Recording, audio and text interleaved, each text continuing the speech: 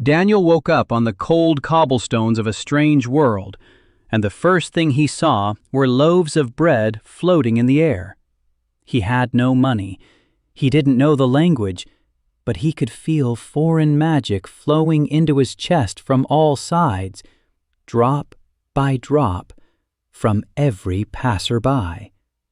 The city is paying him a tax, and he didn't even ask for it. But let's take it one step at a time. The cold hits the back of his neck before he regains consciousness. Daniel So opens his eyes. Loaves of bread hover above him in a soft blue glow. He blinks. The bread doesn't fall. He sits up. His head is flooded with molten lead. The clothes are not his. Coarse fabric, bone buttons.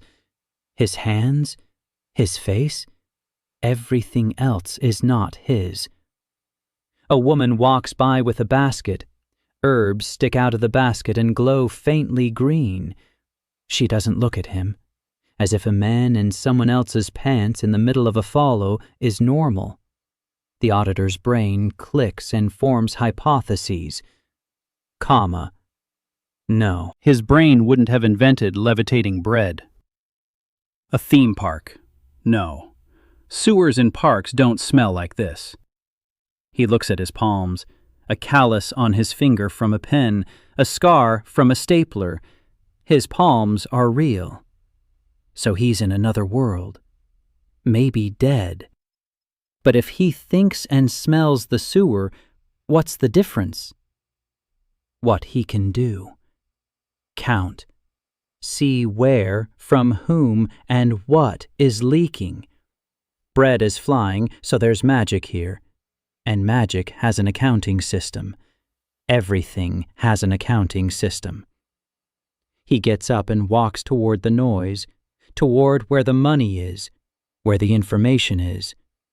The street leads to the avenue, and the world comes crashing down all at once. The street lights burn without fire. Clumps of light pulsate inside glass bulbs. Carts roll along without horses.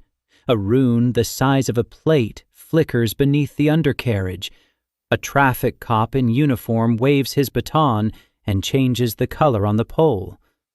Red. Green. The carriages come to a halt and start moving again. The auditor's brain is already piecing the picture together. Everything runs on energy.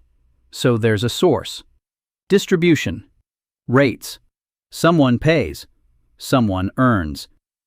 Two men are arguing by a building with columns. The language is foreign, but Daniel suddenly understands every word. The guild has raised the heating rates again. Soon, ordinary people will be freezing in their own homes. The guild, rates, neighborhoods.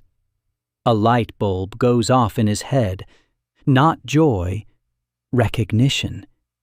A monopoly, dependent consumers, a price without competition. He's seen this in hundreds of reports.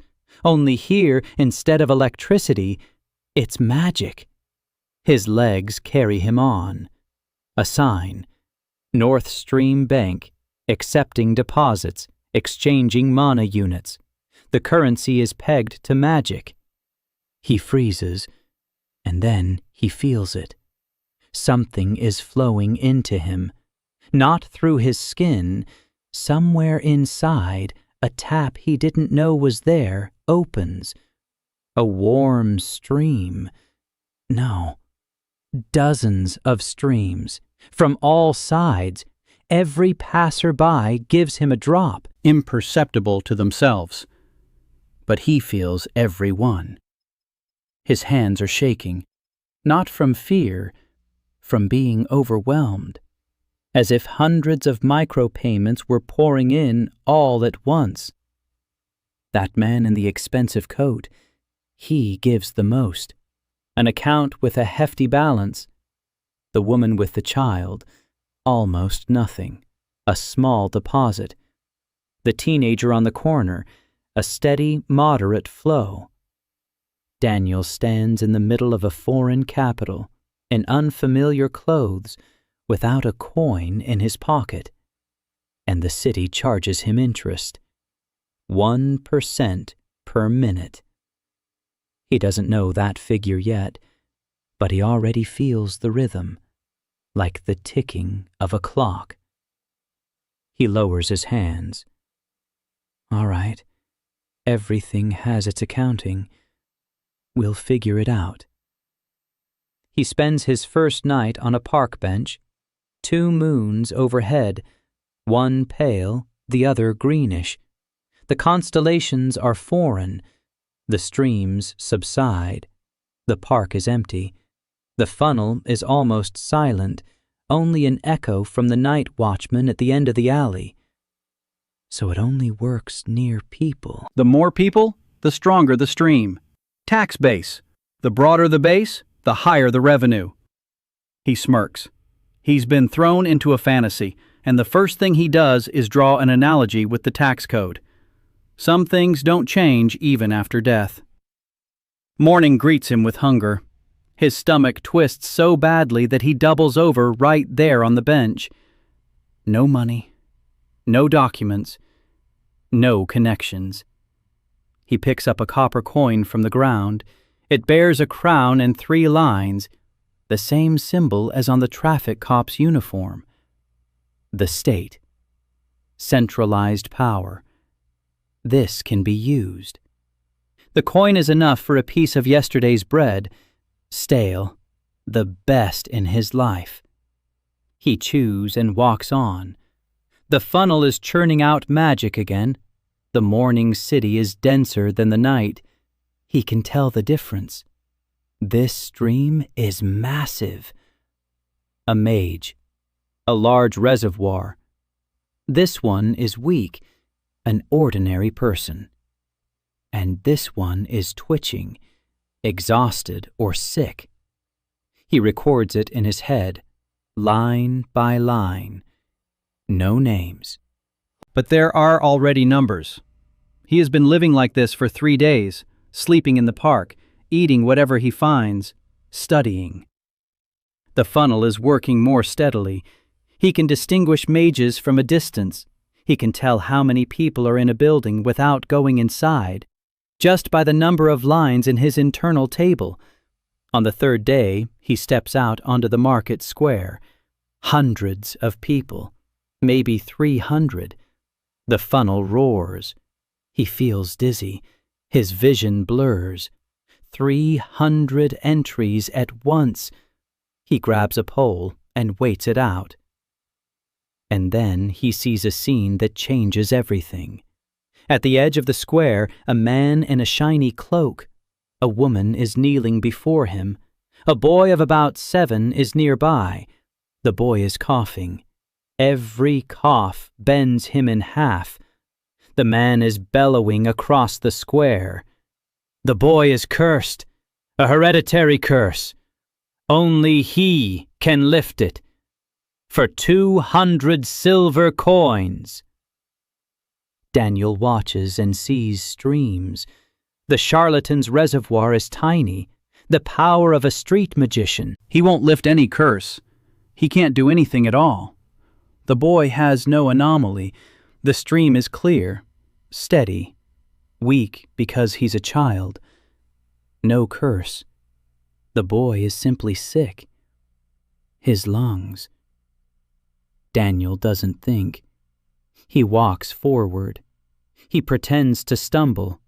He drops his only coin at the boy's feet. He bends down, and the moment his palm reaches the child's chest, he does what no one ever taught him. He pulls. All at once, from the entire area. Not 1% per minute, 1.5% all at once. From each of the 300 people around him. His palm flashes gold.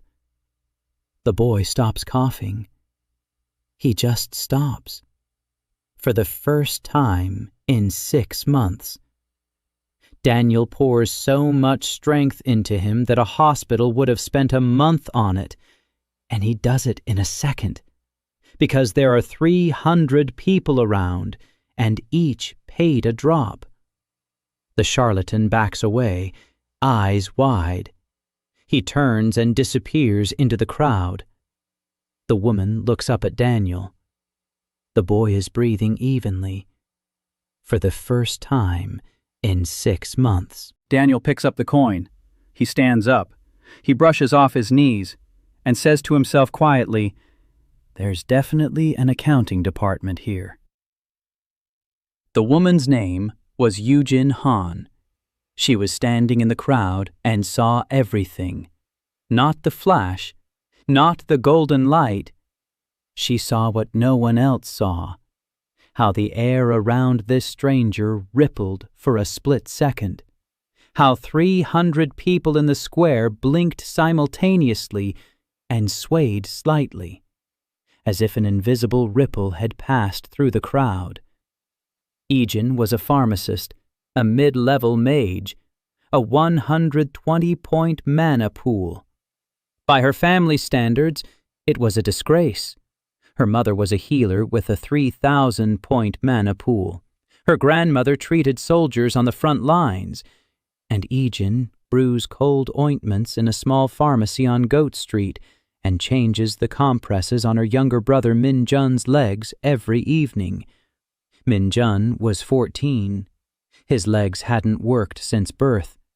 Damage to the mana channels in his spine. The doctor said he needed a master-level healer. 6,000 silver per course. Ijin didn't have 6,000 silver, didn't even have 600. But now she was looking at a man who had just healed a child with a single touch, and his flow. She could see his flow. Empty. This man had no reservoir of his own.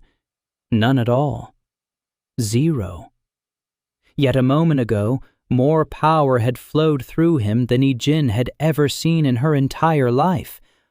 It was impossible. She knew the theory.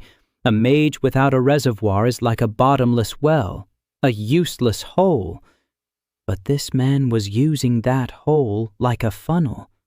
He gathered someone else's power and directed it to a single point. Ijin intercepted Daniel as he was leaving the square. He was walking quickly, head down, hands in the pockets of someone else's pants. He clearly didn't want attention. She caught up to him and said she'd seen what he'd done. Daniel stopped. He looked at her. There was no fear in his eyes, only weariness and calculation. He asked who she was. Ijin replied that she was a pharmacist, that she had a back room, that he clearly had nowhere to live, and that she wasn't going to tell anyone what she'd seen. For now. Daniel looked at her for 3 seconds. Then he nodded. The back room of the pharmacy on Goat Street smelled of herbs and old wood. A narrow bed, a table, a stool, a shelf with books. A small window looked out onto the backyard where laundry was drying. Daniel sat down on the bed and relaxed his shoulders for the first time in 3 days. Ijin brought him soup.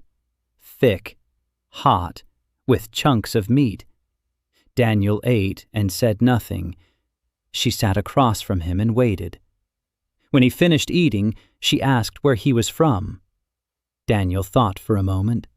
He said he was from far away, very far away, that he wasn't a mage, that he didn't have a reservoir, that he didn't understand what was happening to him, but that he could see the streams. Every mage within range, like numbers, like lines. Ijin was silent. Then she asked if he could see her. Daniel nodded. He said she had 120 units, give or take, that the flow was even, but there was a bottleneck near her hands, as if the channels were constricted. Training or a clamp. Ijin turned pale. No one had ever described her magical profile with such precision. Even the master diagnosticians at the academy had only given a general assessment.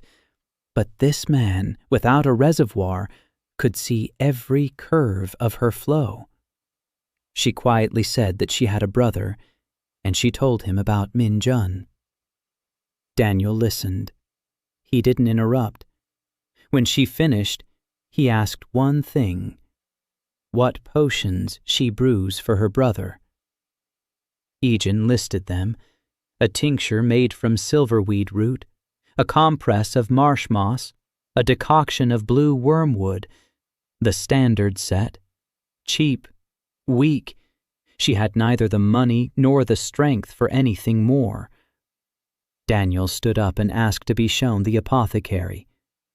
They went down to the shop, a small room, a counter, shelves with vials. The smell of herbs was so thick it stung his eyes.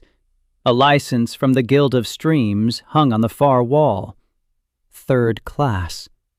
The lowest. Daniel stopped at the shelf with ready-made potions. He picked up one vial, turned it over in his hands, put it back, picked up another, sniffed it, put it. He was doing what he'd done his whole life. He looked at the product and searched for where the value was lost. Ijin's potions were correct, the formula was right, the ingredients were chosen wisely, but each potion was missing one thing: power. Ijin poured the maximum of her reserves into every vial, but her maximum was 120 units. And a potion to restore mana channels required an investment of at least 1,000, a 10-fold difference. As if she were trying to pay a $10,000 bill with a card that had 1,000 on it. Daniel looked out the window at the street. Goat Street was bustling, not downtown, but not the outskirts either. Dozens of people passed by the pharmacy every hour, mages and ordinary folk alike. His funnel worked non-stop, 1% per minute from everyone within a 100-meter radius. In an hour on a busy street, enough power passed through him to charge a dozen of these potions. He turned to Ijin. He asked if she could brew another batch of the tincture for her brother. Right now. Ijin didn't understand, but she went to the table. She gathered the ingredients. She began to brew. Daniel stood beside her. He placed his palm on the edge of the cauldron and began to pour. Quietly, drop by drop. He took what his funnel gathered from passers-by on Goat Street and directed it into the potion. 1% from each. No one on the street noticed. By evening, they'll be a little more tired. They'll blame it on the weather. The potion in the cauldron began to glow, faintly at first, then brighter. Ijin took a step back. Her hands were shaking. She had brewed this potion hundreds of times. She knew what it was supposed to look like. Pale green, dull, barely alive. But now an emerald was shining in the cauldron, thick, bright, alive. It was the same potion, the same ingredients, the same recipe, the same hands, Ijin's, but with 50 times the usual potency. Ijin looked at Daniel. He had taken his hand off the cauldron. He said he wanted to offer her a deal. He would live in the back room, help out in the apothecary, potentiate her potions. She wouldn't tell anyone about him. And the first thing they would do was start treating Min Jun, not with his hands, with her potions, her recipe, her name on the bottle. He would only sign his name in the corner in small print. Ijin looked at the emerald-colored tincture, then at Daniel, then back at the tincture. She nodded. That evening, for the first time in 3 years, Min-jun wiggled the toes on his right foot. Ijin sat on the floor next to his bed, covering her mouth with her hand. Daniel stood in the doorway, watching. And counting in his head. The tincture was potent. 40 units invested, about 60 collected from passers-by in 3 hours, 40 spent. 20 leaked back into the ether. The balance is positive. The first report is closed. He lay down on the narrow bed in the back room and stared at the ceiling. Behind the wall, Ijin was crying quietly. Not out of grief. For the first time in a very long time, she was crying for something else. Daniel closed his eyes. She thought he would have to take this world more seriously, understand who the stream guilds were, what the rates were, what the licenses were, what the system was, and, most importantly, understand what his funnel was, where it came from, why it was there, and whether it had a ceiling. The first week at the pharmacy on Goat Street established a rhythm. In the morning, Daniel helped Ijin open the shop. He wiped down the bottles. He arranged the merchandise. He looked like an ordinary apprentice. None of the customers paid him any attention. Skinny. Quiet. Unremarkable. That was exactly what he needed. While Ijin worked with customers, Daniel stood by the far wall and studied. Not the language, he already knew the language. How he knew it was a separate question to which he had no answer. He was learning about the world. Ijin told him about it in the evenings. Etheria. That is the name of this world. Here, magic isn't a gift for the chosen few, but infrastructure. Every person is born with a mana resource, an internal reservoir. Some with 10 units, some with 10,000. The aristocracy is measured not by land, but by capacity. A baron with 500 units is a minor figure. A duke with 50,000 is a voice on the royal council. Mages are united in the guilds of flows. The guilds regulate rates. They issue licenses. They control distribution. Essentially, they are energy corporations. Monopolists. Daniel listened and nodded. Every word fell into a familiar pattern. He had seen this before, in another world. In other reports. But the essence is the same. Resource, control, distribution, taxes. Commoners pay for magic with money. Mages pay with their own exhaustion. The state collects taxes from both sides, a classic three-way model. Ijin didn't understand half of what he said in response. When he said that the Guild of Streams was essentially a natural monopoly with vertical integration, she looked at him as if he were speaking a dead language. But when he explained it more simply, that the Guild both extracts, processes, and sells, and inspects itself, she nodded and quietly said that was exactly why the potions for her brother cost 6,000 silver, because the Guild decides how much the treatment costs, and no one can say the price is too high, because there is no alternative. Daniel smiled. The alternative was sitting right in front of her, drinking tea. By the end of the first week, the potions from Min-jun were showing consistent results. The boy was wiggling the toes on both feet. Sensitivity was returning. Every evening, Ijin brewed a new batch of the tincture.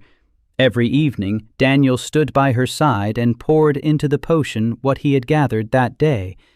The balance was stable. Goat Street yielded him an average of 80 units per hour during the day. It was enough for 3 potent potions a day, 1 for Min-jun, 2 for sale. For the first time in a year, Ijin began saving money. Her potions suddenly got better. Buyers noticed. Old customers returned, new ones came. The burn ointment that used to relieve pain in 3 days now did the job in 3 hours.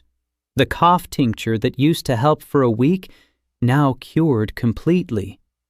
Egan attributed this to a new supplier of ingredients, a new recipe, seasonal herbs of the highest quality. No one asked any unnecessary questions. Yet. On the 10th day, Daniel decided it was time to go into town. He needed a mage's license. Without it, he didn't legally exist. In Kierstad, every mage is required to carry a license from the guild. Without a license, you can't work. You can't rent a place to live. You can't open a bank account. You can't treat people for money. Egan was risking her license every day he lived with her. If the guild found out that an unlicensed mage was working in her apothecary, they would shut her shop down. Daniel went to the district office of the Guild of Streams, a large gray building on Parade Street, 4 stories, columns, marble steps, a coat of arms with 3 intertwined lines above the entrance.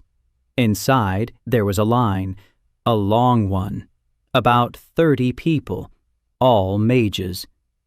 Daniel joined the end of the line and realized within 30 seconds that he'd made a mistake. 30 mages in an enclosed space, some with reserves in the thousands.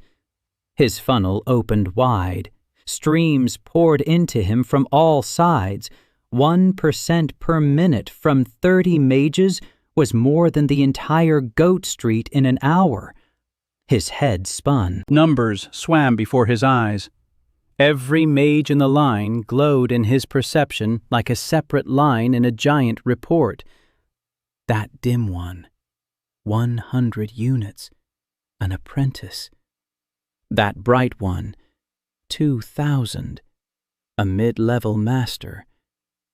And that one in the corner by the window.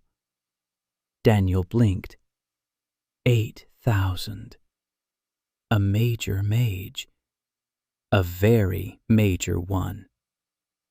And he was standing in a regular line for some form. Daniel grabbed the wall. He was breathing through his mouth. Power was overflowing within him. The vortex gathered and gathered and gathered, but he had nowhere to spend it. He was standing in line. He couldn't just go ahead and unleash it all against the wall. People would notice him.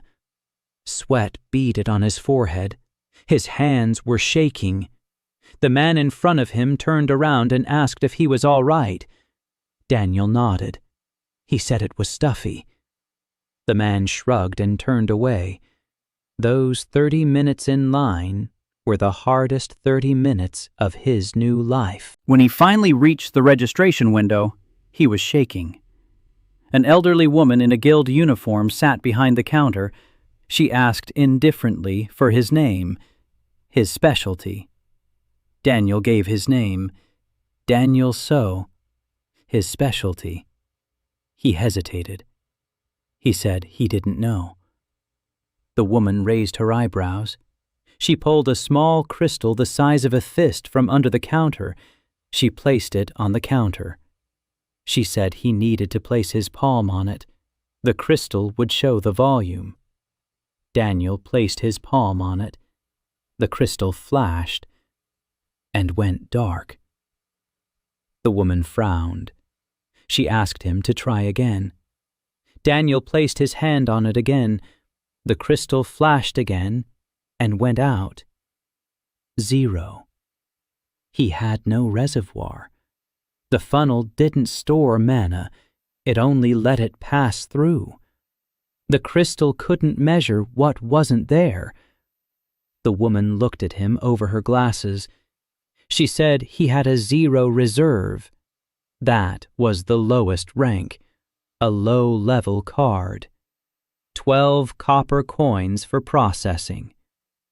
Daniel paid with the coins Egan had given him. He received a card made of thick paper with a stamp.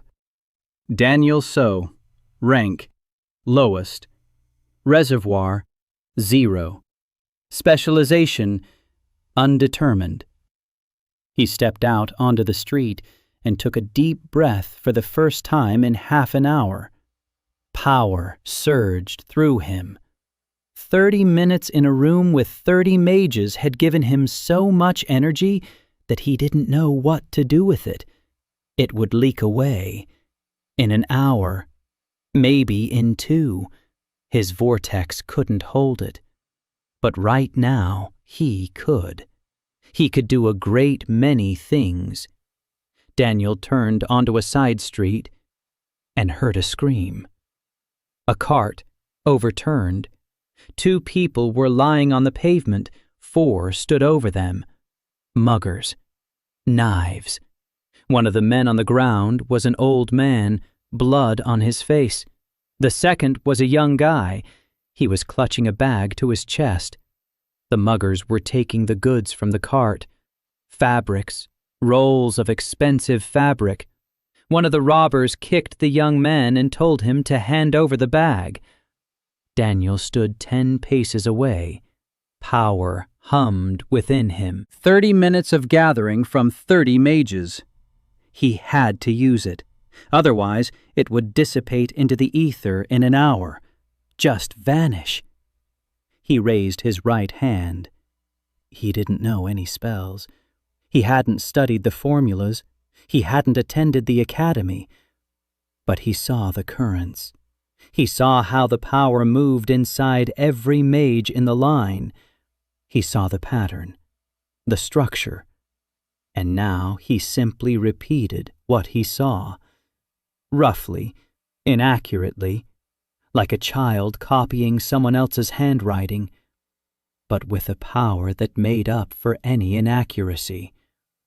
A wave of power struck the pavement between the robbers and their victims. The stones cracked. The 4 were thrown in all directions like rag dolls. 2 crashed into the wall. 2 flew into the middle of the street. None of them got up. Daniel lowered his hand. The old man looked up at him from the ground. His mouth was open. The young guy clutched his bag even tighter. Daniel walked over. He helped the old man sit down. He asked if he could go. The old man nodded. Daniel turned and walked away. Quickly, without looking back. People would find out. 4 muggers scattered across the street with a single strike from a mage with an empty mana pool. Someone saw it. Someone will tell. But right now, he didn't care. He had spent his excess, and for the first time in half an hour, he stopped trembling. That evening, he told Ijin. She turned pale. She said he shouldn't have done that the guild patrols investigate any unauthorized use of force. What if they find him? Daniel nodded. He knew. But he also knew something else. He had stood in a room with 30 mages, and not a single one of them had noticed a thing. His vortex had worked silently, invisibly. Not a single mage in line felt that they were losing 1% per minute. They'd be tired by evening. They'd blame it on the long day, on the stuffiness in the room, on the weather. No one would connect it to the quiet guy with an empty reservoir. Not yet. He repeated the word, "for now," to himself twice. A month in Kierstad. Daniel was counting the days. 32 to be exact. The pharmacy on Goat Street was thriving. Ijin's potions had become the best in the neighborhood, then the best on the entire west side of the city. Customers came from neighboring districts. They stood in line. Some traveled halfway across town because a neighbor had recommended it. An ointment from this apothecary had cured her husband's back in a single night. A tincture had cleared her child's wheezing in an hour. In Kierstad, something like that usually cost hundreds of silver coins at the guild clinic, and here 10 copper coins for a vial. Ijin doubled the prices and was still 10 times cheaper than the guild. The line didn't get any shorter. Min-jun was back on his feet on the 20th day, not fully, with crutches, but he was up. That evening, Ijin sat on the floor in the hallway, pressing her hands to her face. Daniel brought her tea. Set it down beside her. Left. He didn't say a word. Words would have been superfluous. She knew these were her potions, her hands, her formula. He had only added strength, like a battery. Her name on every vial. Her pharmacy. Her brother. Daniel kept records. In a small notebook that Ijin had bought for him at the market. The entries were in English. No one in this world could read them. Columns, rows, numbers, a daily report. Date, number of people within range, estimated collection volume, consumption, remaining, leakage into the ether, balance. He kept track of his gift just as he had kept audit tables in the Chicago office. Habit, structure, control. The numbers painted a picture. On a typical workday on Goat Street, between 500 and 800 units passed through his funnel, up to 3,000 in the market square on market day. In the guild building, he gathered about 2,000 in 30 minutes. The leak was steady. Everything he didn't spend evaporated within an hour, 2 at most. His funnel didn't store anything. It only let things through. That was both his strength and his weakness. He couldn't build up a reserve for a rainy day. Everything he had to be spent right now, like a paycheck that burns up if you don't cash it. On the 30th day, what he had been waiting for and fearing happened.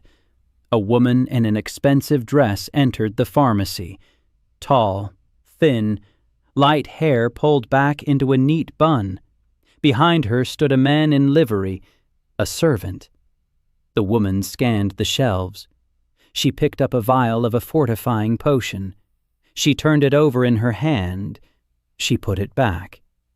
She looked at Ijin with a cold gaze and asked where she got such ingredients. Because a third-tier potion with such a density of magical energy was nonsense. Ijin replied calmly, "A new supplier, an improved recipe." The woman smirked. She said her name was Marina Dale, quality inspector for the Guild of Streams, 4th Division, and that this pharmacy's potions had made it into the monthly report on anomalies. Daniel stood in the corner, wearing an apron, with a rag in his hand. An apprentice. Background. Furniture. Marina Dale didn't even glance in his direction. His funnel was working. 1% per minute. Marina was a mage, a good one, a reservoir of about 1,500. She was losing 15 units per minute. She didn't feel it. She spent 20 minutes in the pharmacy. She looked everything over, checked the license, checked the sales ledger, asked Ijin 20 questions. Ijin answered evenly and calmly. Daniel listened and marveled. Ijin lied without batting an eye. A new supplier from the provinces, rare herbs from the northern slopes, a modified brewing method. Every answer sounded plausible, every one could be verified, and every one would stand up to scrutiny because Ijin really had changed the brewing method.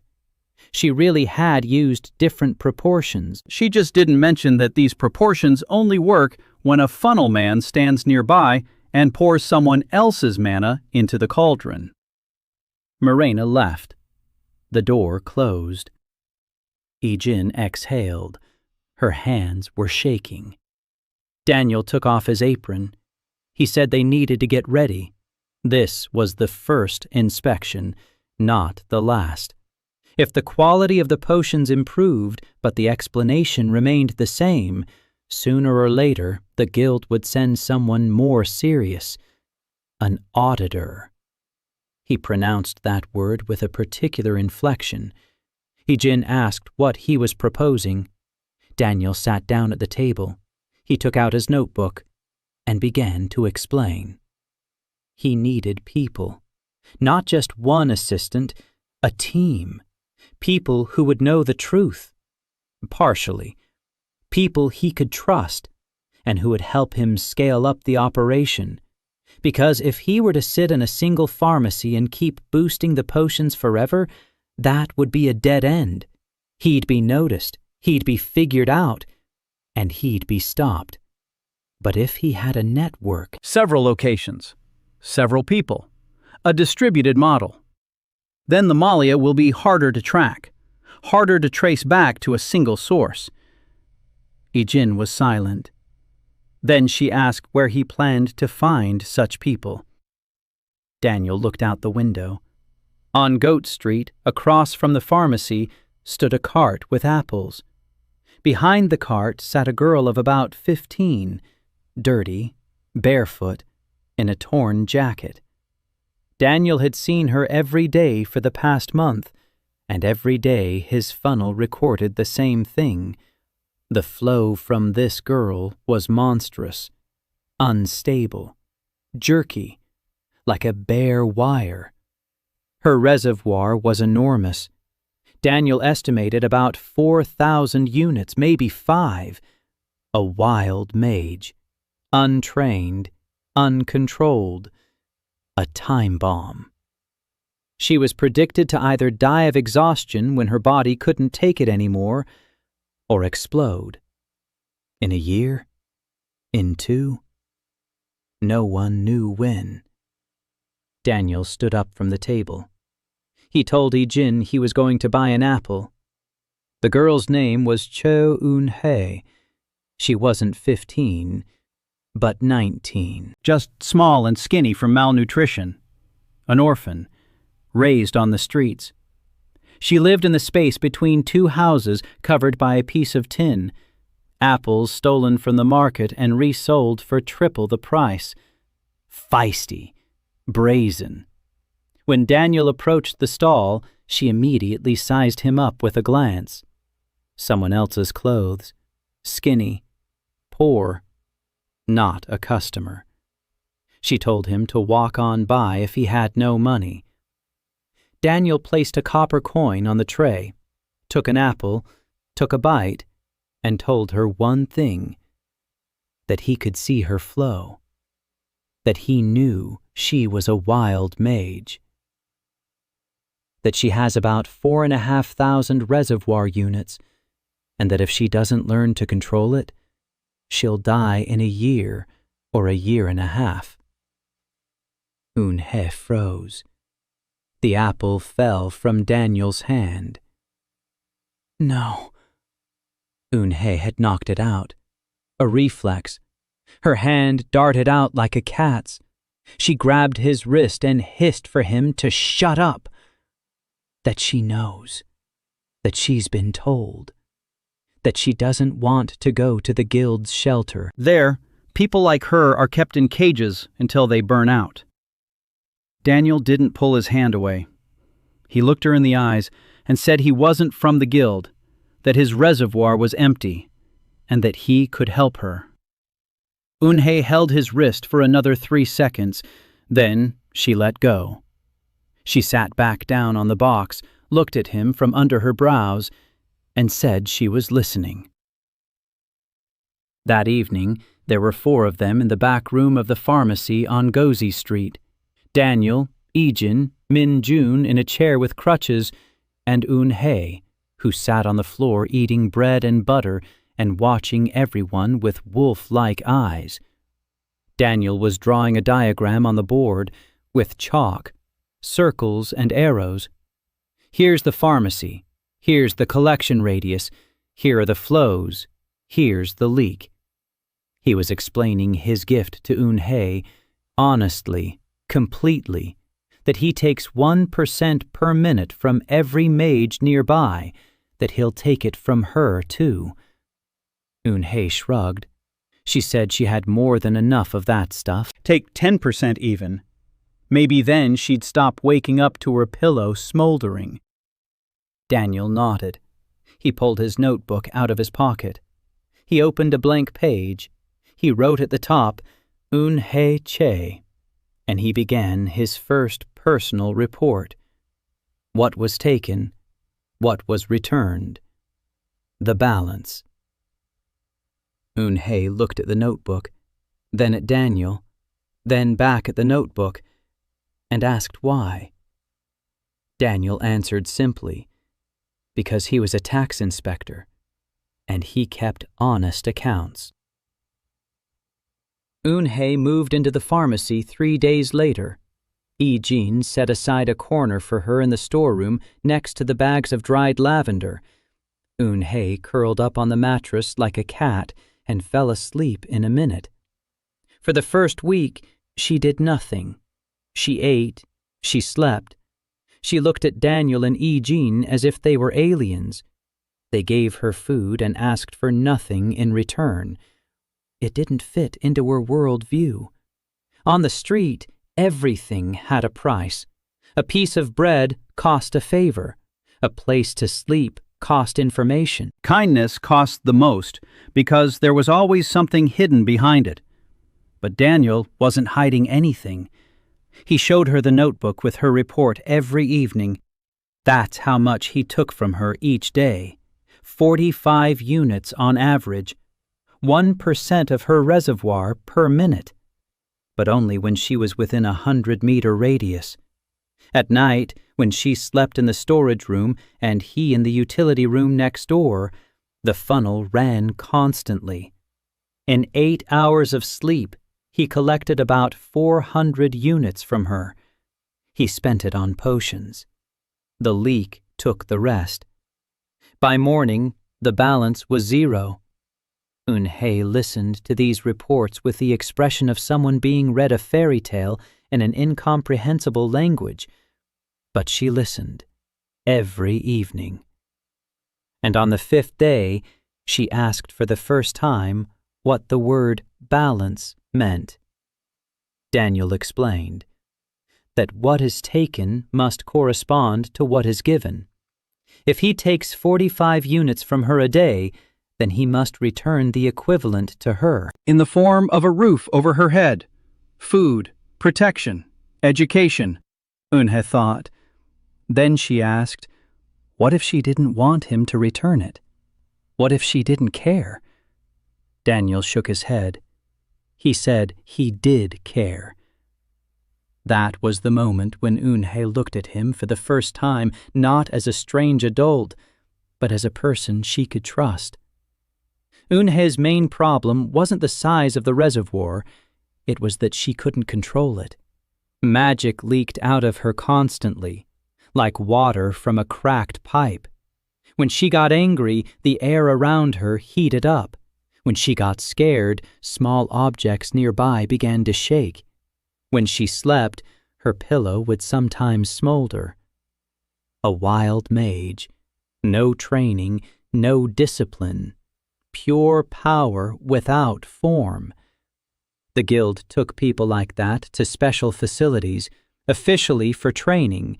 Unofficially, Eun-hye knew what unofficially meant.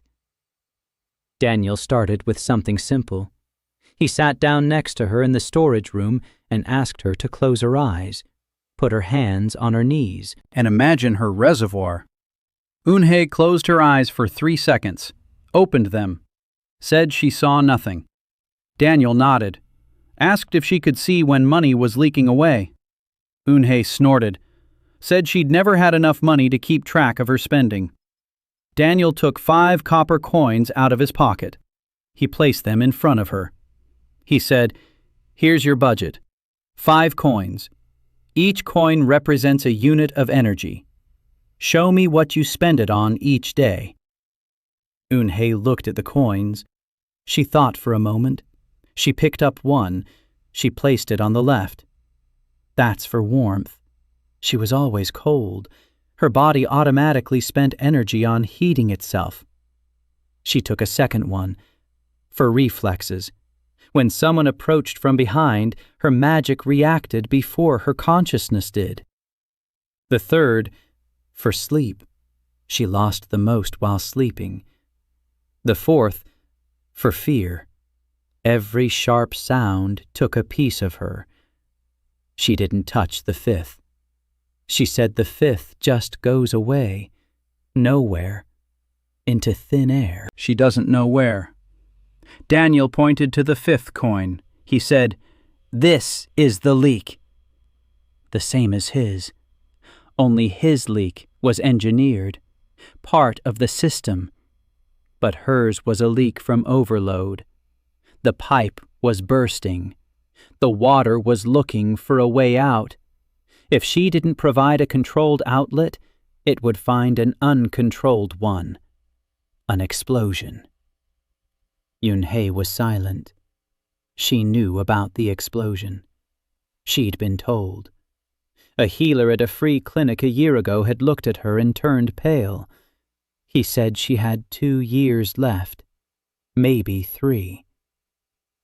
Daniel pulled a small object from under the table, a bracelet, a simple one, a thin band of cheap metal, a single green bead on it. Yi-Jin had helped make the base. Daniel had filled it. He'd worked on it for 3 nights. He'd poured the mana he'd gathered each day into the bead and built the structure. Rough, without elegance, but functional. The bracelet worked on the same principle as his own funnel, only in reverse.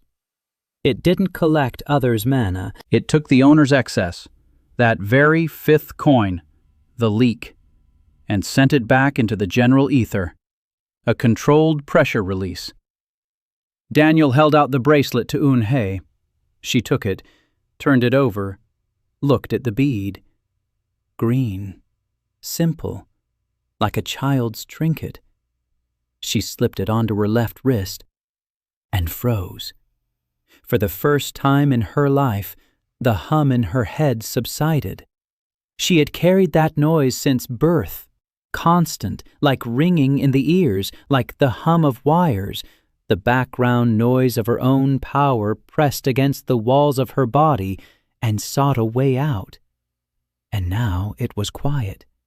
Not complete silence, but quiet, as if someone had turned the volume down by half.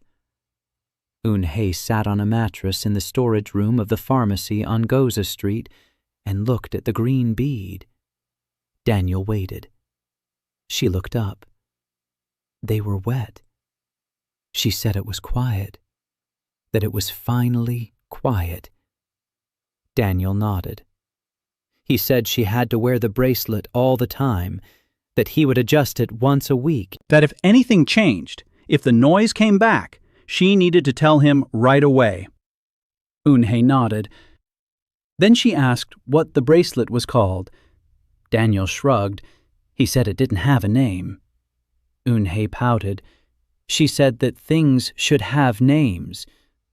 Daniel thought for a second. He said, "Okay. Silencer. Model Cho 1. Yunhei laughed. For the first time. The sound was strange, hoarse, as if she'd forgotten how to do it. But it was laughter. Yi-Jin stood in the doorway and smiled. Daniel wrote it down in his notebook. Yunhei Cho. Device issued. Suppressor. Model Cho 1. Production cost, 400 mana units. Production time, 3 nights. Material source, own daily collection. Purpose, controlled release of excess reservoir. Expected service life, unknown. Monitoring required. While he was writing, a woman entered the pharmacy, tall, reddish hair, piercing eyes, a notebook in her hand. She looked at Yi-Jin, then at the shelves. Then at Daniel, who quickly closed his notebook and went back to being an apprentice with a rag. The woman introduced herself. Lilith Vance, a reporter for the Kierstad Gazette.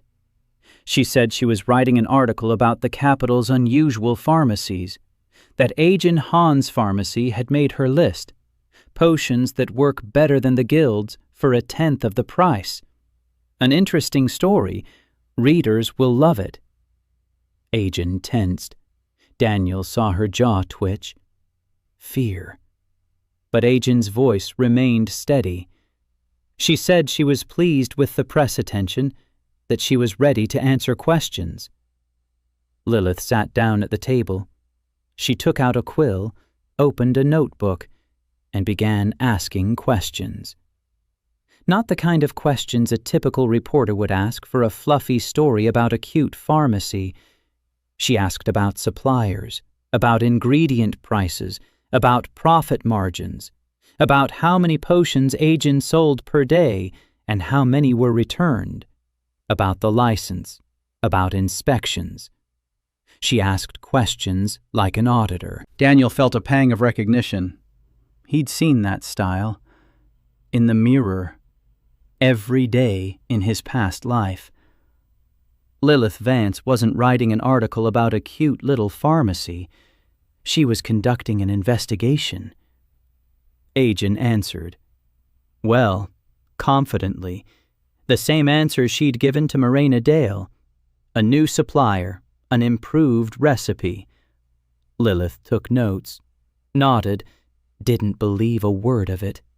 Daniel could see it on her face, in the way she narrowed her eyes slightly after every answer, in the way her pen paused for a second before the question. She knew she was being lied to, and she found it interesting. 20 minutes later, she stood up. She thanked him. She said the article would be out in a week, and she left. At the door, she turned around. She looked at Daniel for 2 seconds, then at the rag in his hands, then back into his eyes, and she walked out. Daniel stood there and felt his funnel working. Lilith Vance was a weak mage, a 300-unit reservoir, not a fighter, not a healer, just a background level like most city dwellers. But she was dangerous. Not with strength, with her mind. She saw inconsistencies, just as Daniel saw the flows, only she saw the lies. Ijin looked at Daniel. She asked what he was thinking. Daniel thought he had a problem that couldn't be solved with a potent potion. Lilith Vance would dig. She would find the inconsistencies. She would link the improvement in potion quality to the arrival of the new apprentice, and she would write about it. Not in a week, maybe in a month, maybe in 2, but she'll write about it. Daniel sat down at the table. He opened his notebook. He wrote it down. New risk factor. Lilith Vance. The Kierstad Herald. Priority, high. Strategy, not yet determined. He closed the notebook. He looked out the window. Eunhye was outside showing Min-jun her bracelet. The boy stood on crutches and touched a green bead with his finger. Eunhye was saying something, quickly, with gestures. Min-hun was laughing. Ajin walked over to the window. She stood next to Daniel. She said quietly that she had never seen Min-hun laugh like that before. Daniel nodded. He said nothing, because words would have been superfluous. He watched them and counted in his head 2 people who trust him, 1 journalist who doesn't trust him, 1 guild that's starting to take notice. And somewhere in this city there are people walking around who saw how a mage with an empty mana tank took down 4 robbers with a single blow. A month in the new world. The balance is precarious, but positive. For now. Clarissa Atwood came to the pharmacy on the 43rd day, not as a customer, Not as an inspector. She came because she had nowhere else to go. Daniel saw her through the window. She was standing on the other side of Goat Street. She was looking at the display window. For about 10 minutes, she didn't move. Tall, thin, dark hair down to her shoulders, well-tailored but worn-out clothes, formerly expensive clothes. Like a formerly expensive suit after 6 months without dry cleaning. Daniel saw her flow. Small. 210 units. For a noble family, that's a disgrace. For a practicing mage, it's the threshold of functionality. But the structure of the flow was different, not like Egan's, not like Un Hay's, not like the passers-by's. Clarissa's flow was geometrically precise.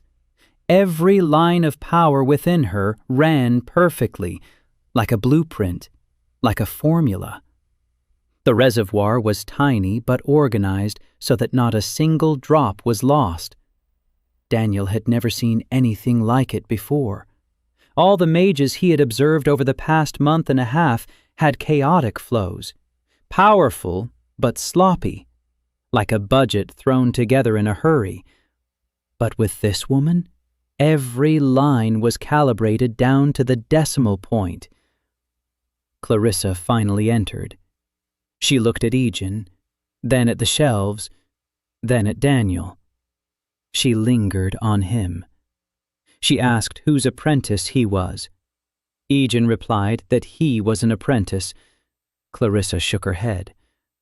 She said that an apprentice doesn't stand in the corner with that look on his face. An apprentice stands there and looks bored. But this one is observing. Daniel appreciated that. Sharp eye. Clarissa bought the simplest headache ointment. She paid. She left. She came back the next day, and the next. Each time she bought something cheap. Each time she lingered for a few minutes. She looked at the shelves, at the potions, at Daniel. On the 4th day, Daniel followed her out onto the street. He asked her straight out what she was looking for. Clarissa stopped, turned around, looked up at him. She was tall, but he was slightly taller. Her eyes were gray and angry. She said she was looking for the answer to one question: how a third-class apothecary produces first-level potions. Daniel asked why she needed to know that. Clarissa replied that she was a former student at the Academy of Magic, expelled 2 months ago for unprofitability. Her reservoir was too small to qualify for guild sponsorship. 3 years of study. Top grades in theory were just average. A diploma with honors in spell design. And none of it was worth anything because her capacity was 210 units. The guild denied her a practicing mage's license. Too weak. Unprofitable. She uttered that word as if she were spitting. Daniel was silent. He listened. A familiar story. In a past life, he had people like that. Brilliant analysts who were fired because they didn't bring in enough clients. Geniuses of spreadsheets who didn't know how to sell. The system valued volume, not quality. It's the same here. Only instead of sales, it's a reservoir. He asked what she could do. Clarissa answered briefly. She can break any spell down into its parts, understand its structure, find the flaws, rebuild it, optimize it. She sees magic as architecture. Every spell is a building. It has a foundation, walls, a roof. Most mages build crudely. They pour in power. The bigger the reservoir, the thicker the walls. But she builds with precision. Thin walls, perfect angles, minimal material, maximum strength.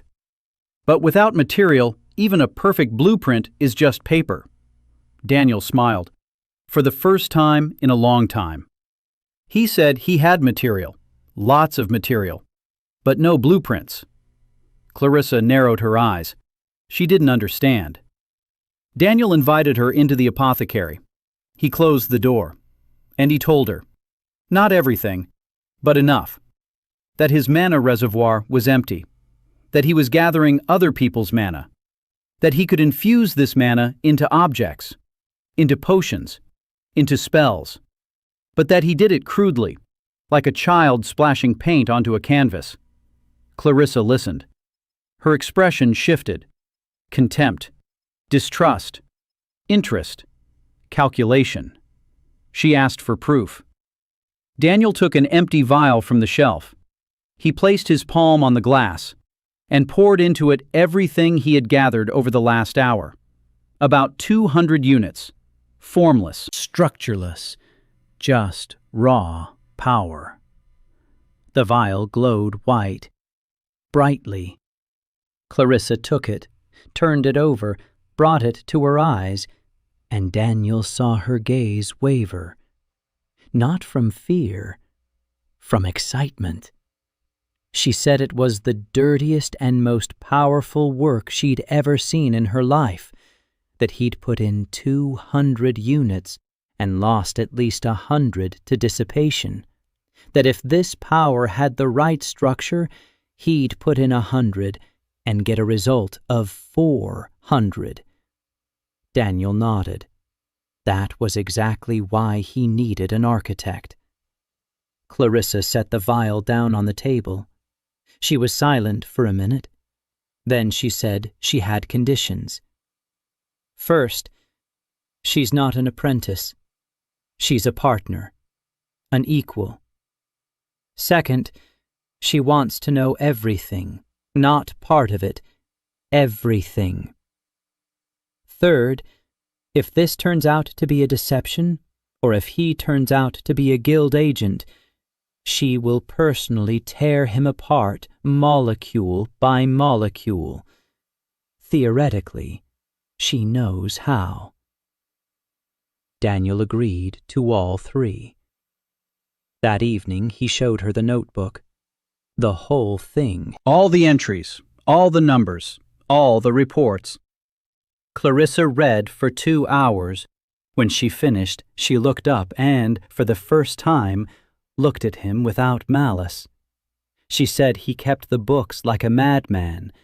Daniel replied that he was an accountant. That was his job. Clarissa started working the next day. The difference was immediate. She sat down next to Daniel during the morning potion brewing and began directing his infusions. Not by herself, she didn't have the strength, but she told him exactly where to put every drop, how to direct the flow, at what angle, at what speed. She was the conductor. He was the orchestra. The result stunned even Ajin, a potion to strengthen the joints. Before, Daniel had infused 200 units into it and received a product at the master level. Now Clarissa had structured the infusion, and those same 200 units yielded an Archmage level result. Losses dropped from 50% to 8%. Ajin held the vial in her hands and couldn't believe it. Daniel looked at Clarissa. She was standing by the table, arms crossed. Her face bore the expression of someone who had just proved that his honors degree was more than just a piece of paper. Daniel took out a notebook. He opened a new page.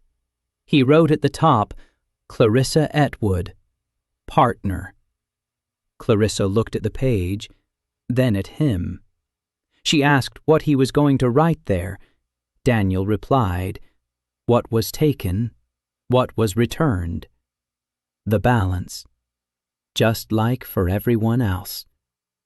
Clarissa turned away, but he saw the corner of her mouth twitch. On the 60th day, Daniel heard the words hunger tide for the first time. Not in a conversation on the street, not in the newspaper, from Clarissa. She was reading an old textbook from the academy, a thick volume with a worn binding. She looked up from the page and asked if he knew what was happening on the northern borders. Daniel didn't know. Clarissa explained. A wave was coming from the north. slow, unstoppable. A zone where mana was disappearing.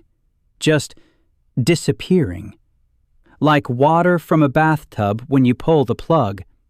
The land in the tide zone was dying. Lamps went out. Carts stopped. Potions lost their power.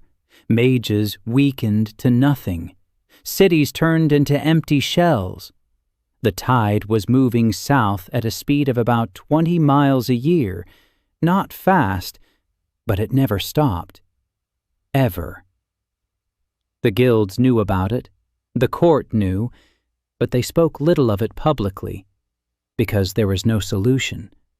Not a single one. Daniel listened. His auditor's brain was already sorting through the information. Resources are leaking away, uncontrollably, out of the system, irretrievably. This isn't a liquidity crisis, it's capital flight. Someone or something is draining assets from the world. He asked Clarissa how long this had been going on. She said the first mentions of the tide appeared about 100 years ago, but based on circumstantial evidence, the process has been going on much longer. Maybe 200 years. Maybe more. Daniel jotted it down in his notebook. The hungry tide. A systemic mana leak. Duration, at least 100 years. Direction, north-south. Speed, 20 miles per year. Cause unknown. Mechanism unknown. No solution. Priority, unknown for now. He closed his notebook and set the matter aside. He had more pressing problems. Lilith Vance had returned. Not to the pharmacy. She wrote an article. It appeared in the morning edition of the Kierstad Gazette. The headline was gentle, "A small pharmacy with big ambitions." The text was polite, a story about a talented pharmacist who found a way to improve the quality of her potions. Warm, human. Readers were touched. Sales at the pharmacy doubled in a week. But Daniel read the article 3 times and found what he was looking for. In the last paragraph, one sentence, a question. The author wondered exactly where a third-class pharmacist got the mana for potions that surpassed first-class products. It was a beacon. Lilith wasn't writing for readers. She was writing for those who could read between the lines, for the guild, for fellow investigators, for anyone who would pay attention. She was saying, here's an anomaly. I found it. Does anyone else see it? Daniel put the newspaper on the table. Egan asked what was wrong. Daniel said the article was good, that sales would go up, and that they now had very little time.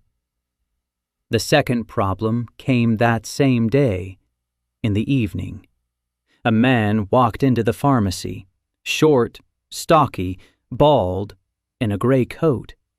Behind him were 2 men in identical jackets. Security. The man introduced himself.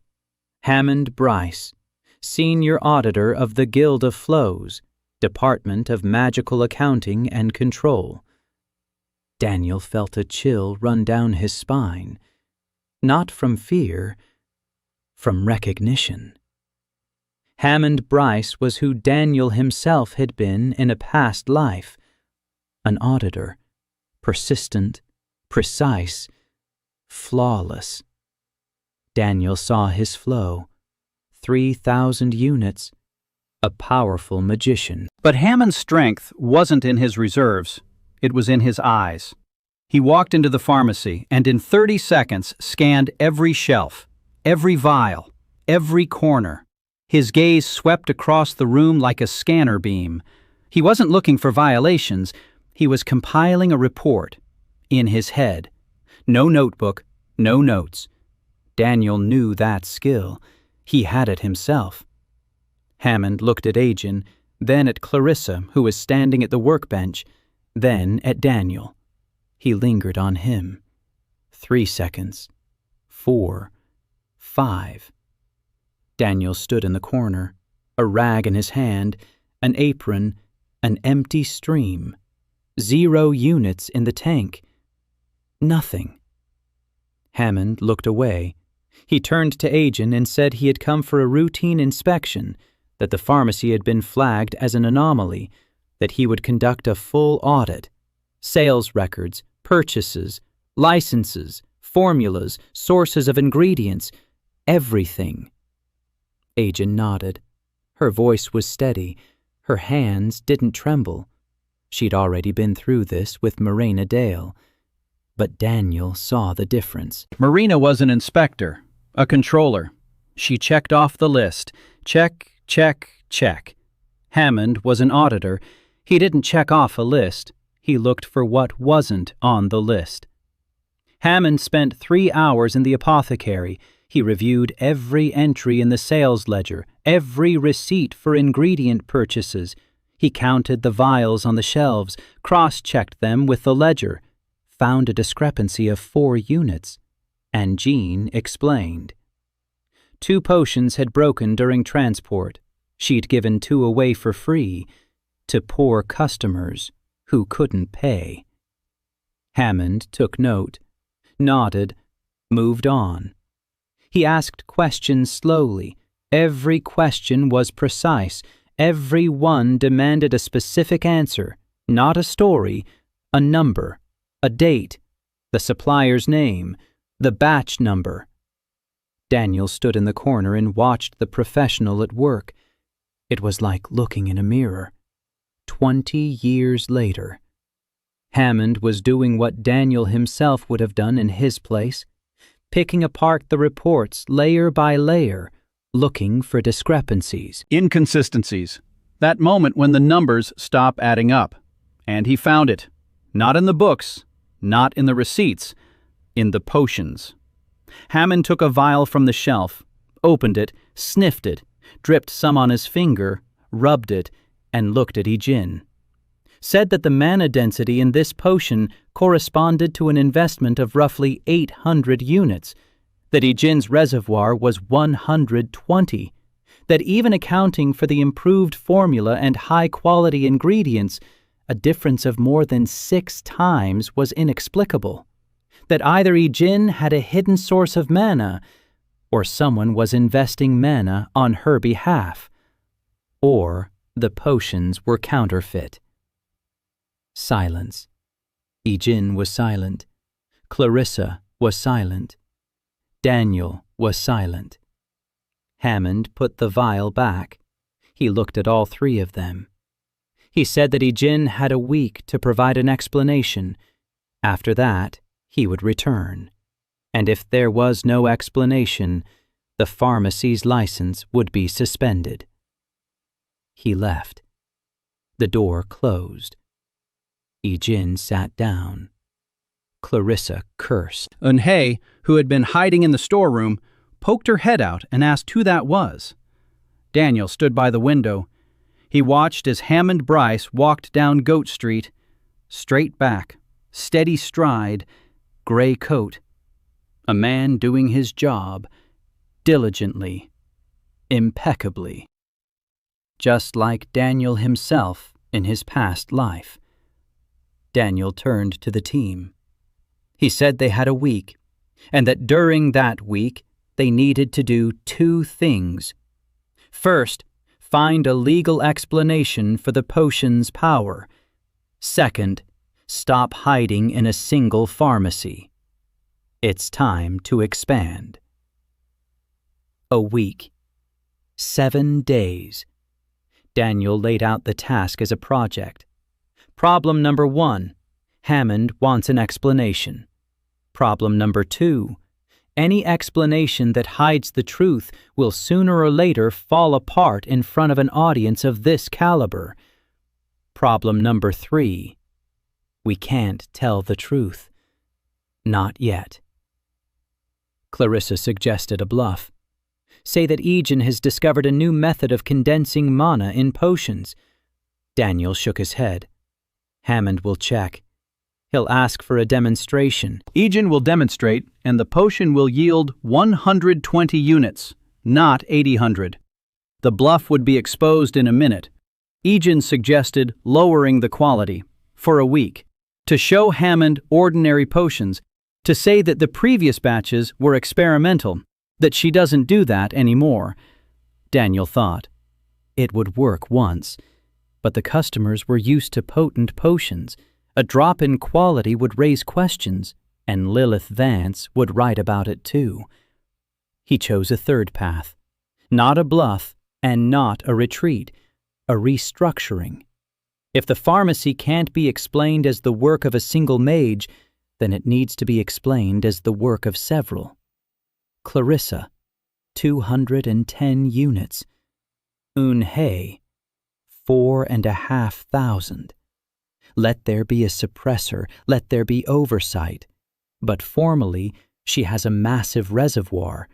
If they're registered as pharmacy employees, if a license for collective production is obtained, if it's shown that 3 mages are involved in the potions, not just one, then the numbers will start to add up.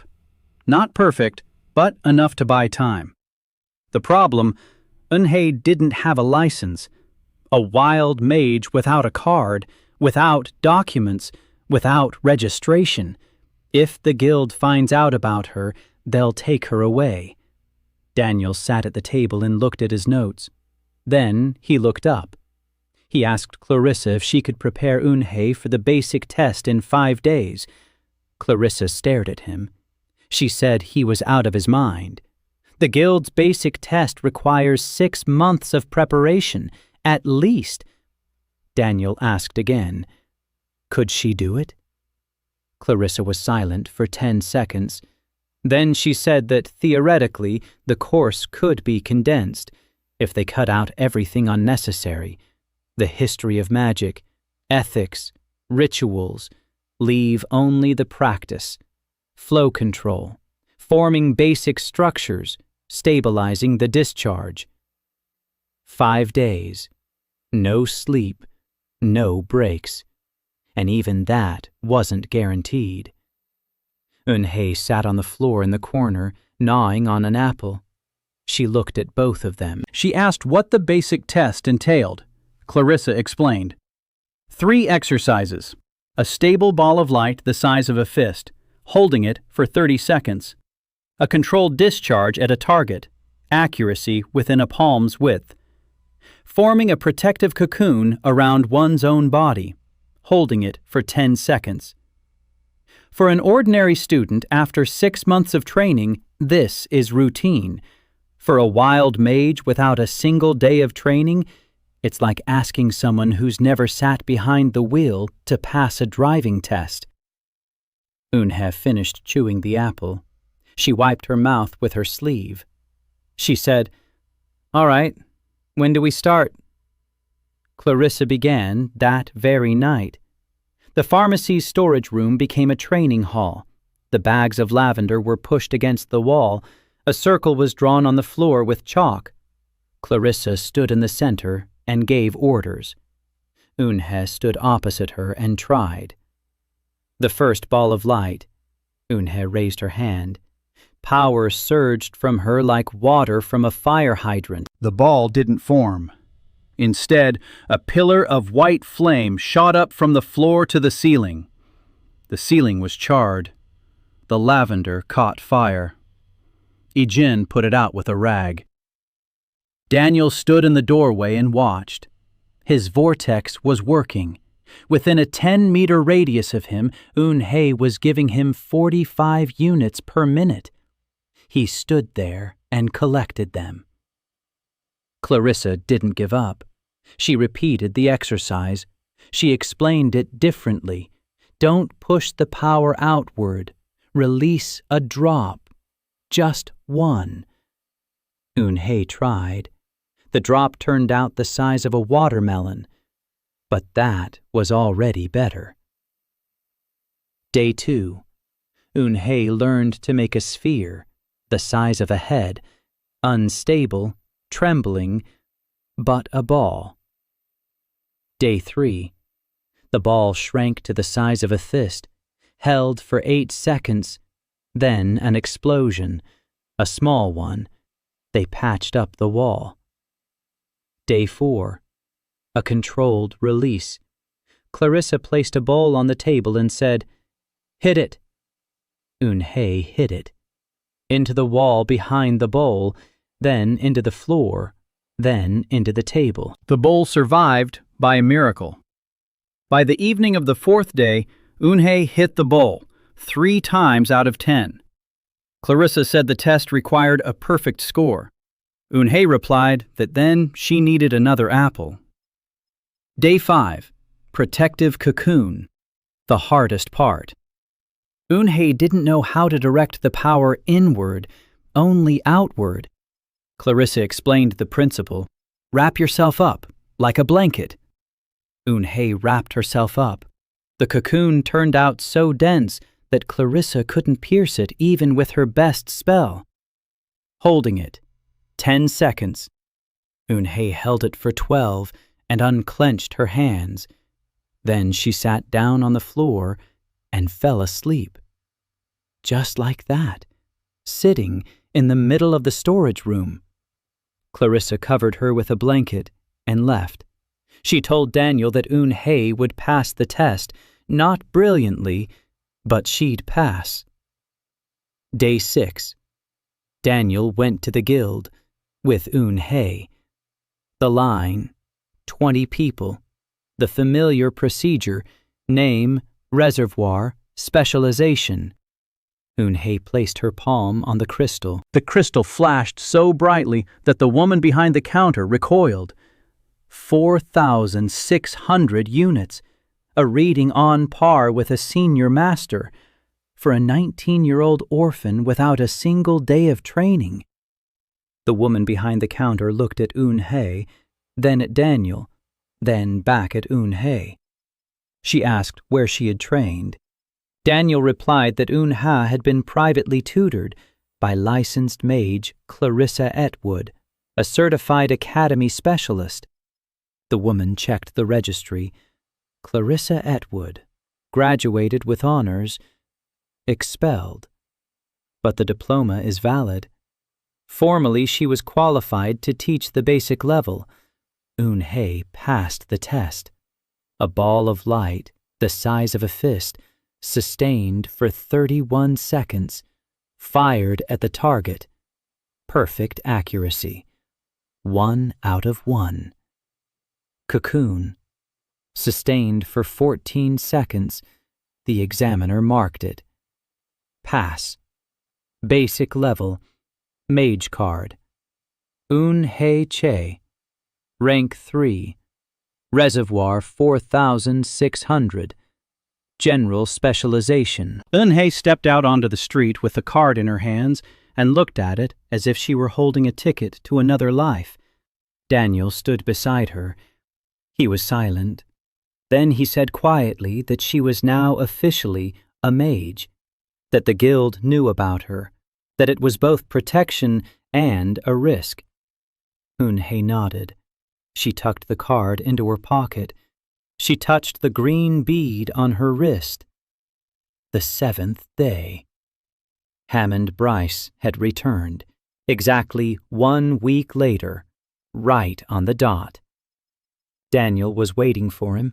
Documents lay on the table, a license for collective potion production, 3 registered mages, Ejin Han, Reservoir 120, Clarissa Etwood, Reservoir 210, Eun-hye Che, Tank 4,600. Total team resource, 4,930 units, more than enough to account for the potion's potency. Hammond studied the documents, 5 minutes, in silence. Then he looked up. He looked at Daniel for a long time. He said the documents were in order, that the license was properly issued, that the total resources explained the quality of the products. Formally. Then he added one word, formally, and left. Daniel stood by the window and watched him go. Hammond didn't believe it. He accepted the documents because the documents were flawless, but he didn't believe it. An auditor doesn't trust paperwork. An auditor trusts the numbers behind the paperwork. And Hammond's numbers didn't add up. Yet. He'll be back. Daniel knew that. Because if he were in Hammond's shoes, he'd come back too. The third month. The team was growing. Not because Daniel was looking for people. People were finding him on their own. Margaret Odell came into the pharmacy on a rainy Thursday, not for a potion, for gloves. Her left arm was hurting, phantom pain in her healthy arm from the loss of function in her right. A former battle mage, the Royal Guard, 12 years of service. Wounded while suppressing a rebellion on the eastern border. A spell struck her in the right shoulder and burned out the mana channels from her collarbone to her fingertips. The arm remained. Alive. Functional. Can hold a spoon. Can button a shirt. But casting through it is impossible. The mana channels are dead. For a battle mage, that's the end. All combat spells in the standard school are cast through the right hand, the dominant one.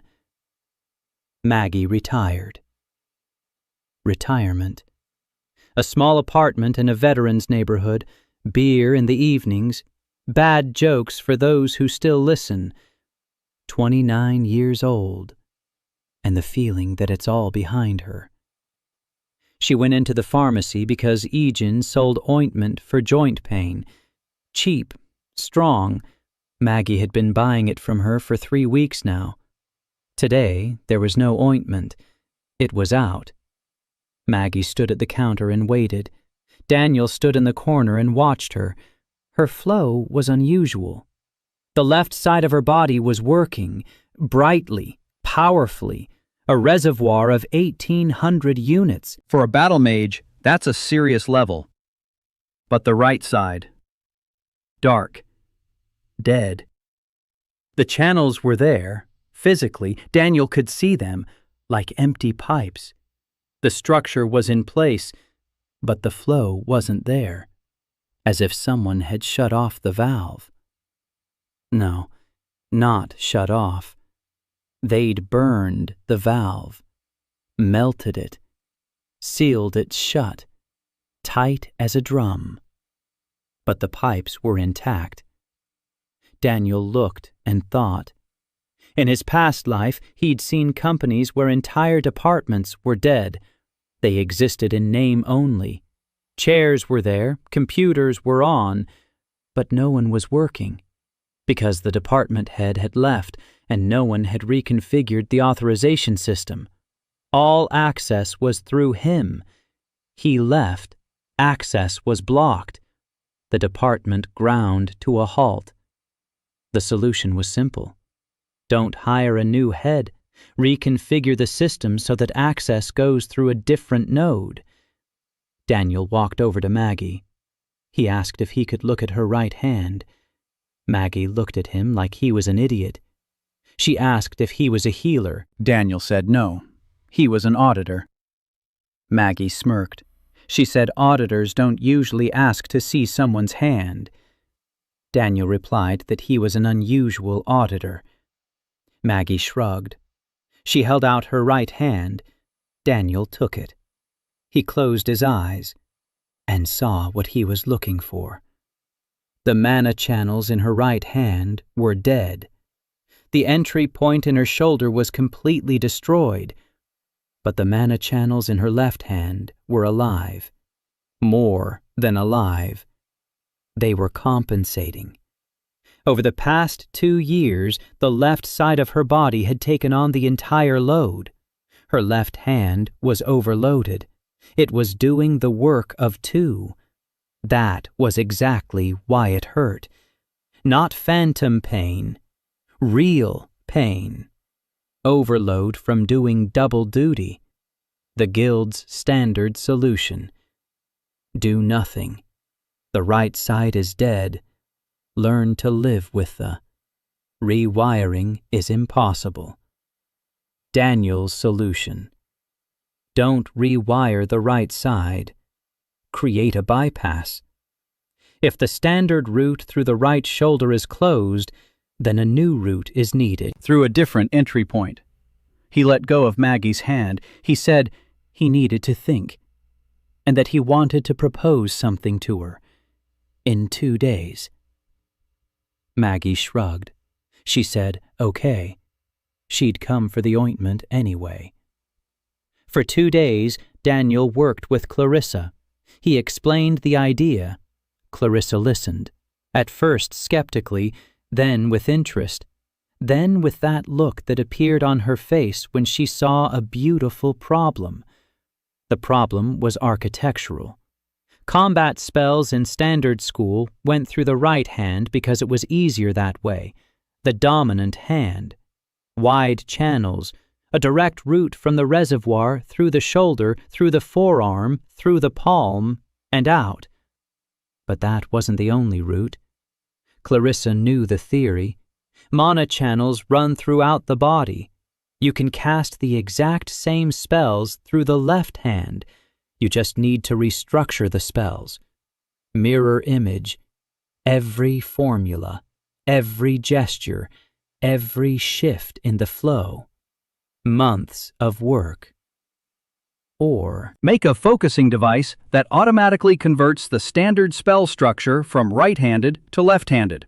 A converter, a translator, an adapter. Clarissa could calculate the structure, she lacked the power to create it. Daniel could create it, he lacked the knowledge to calculate it. Together, they could. A glove, leather, for the left hand. 3 runes are sewn inside. Each rune is a converter node. The spell enters the left hand in standard right-to-left encoding. The glove flips the structure. The spell exits the glove, adapted, as if it had gone through the right hand, without loss of power, without loss of accuracy. Clarissa calculated the runes overnight. 3 sheets of formulas, tiny handwriting, flawless geometry. Daniel filled the runes all the next day. 600 units for each, 1,800 in total, collected from the street, from passers-by, drop by drop. The glove was ready by the evening of the second day.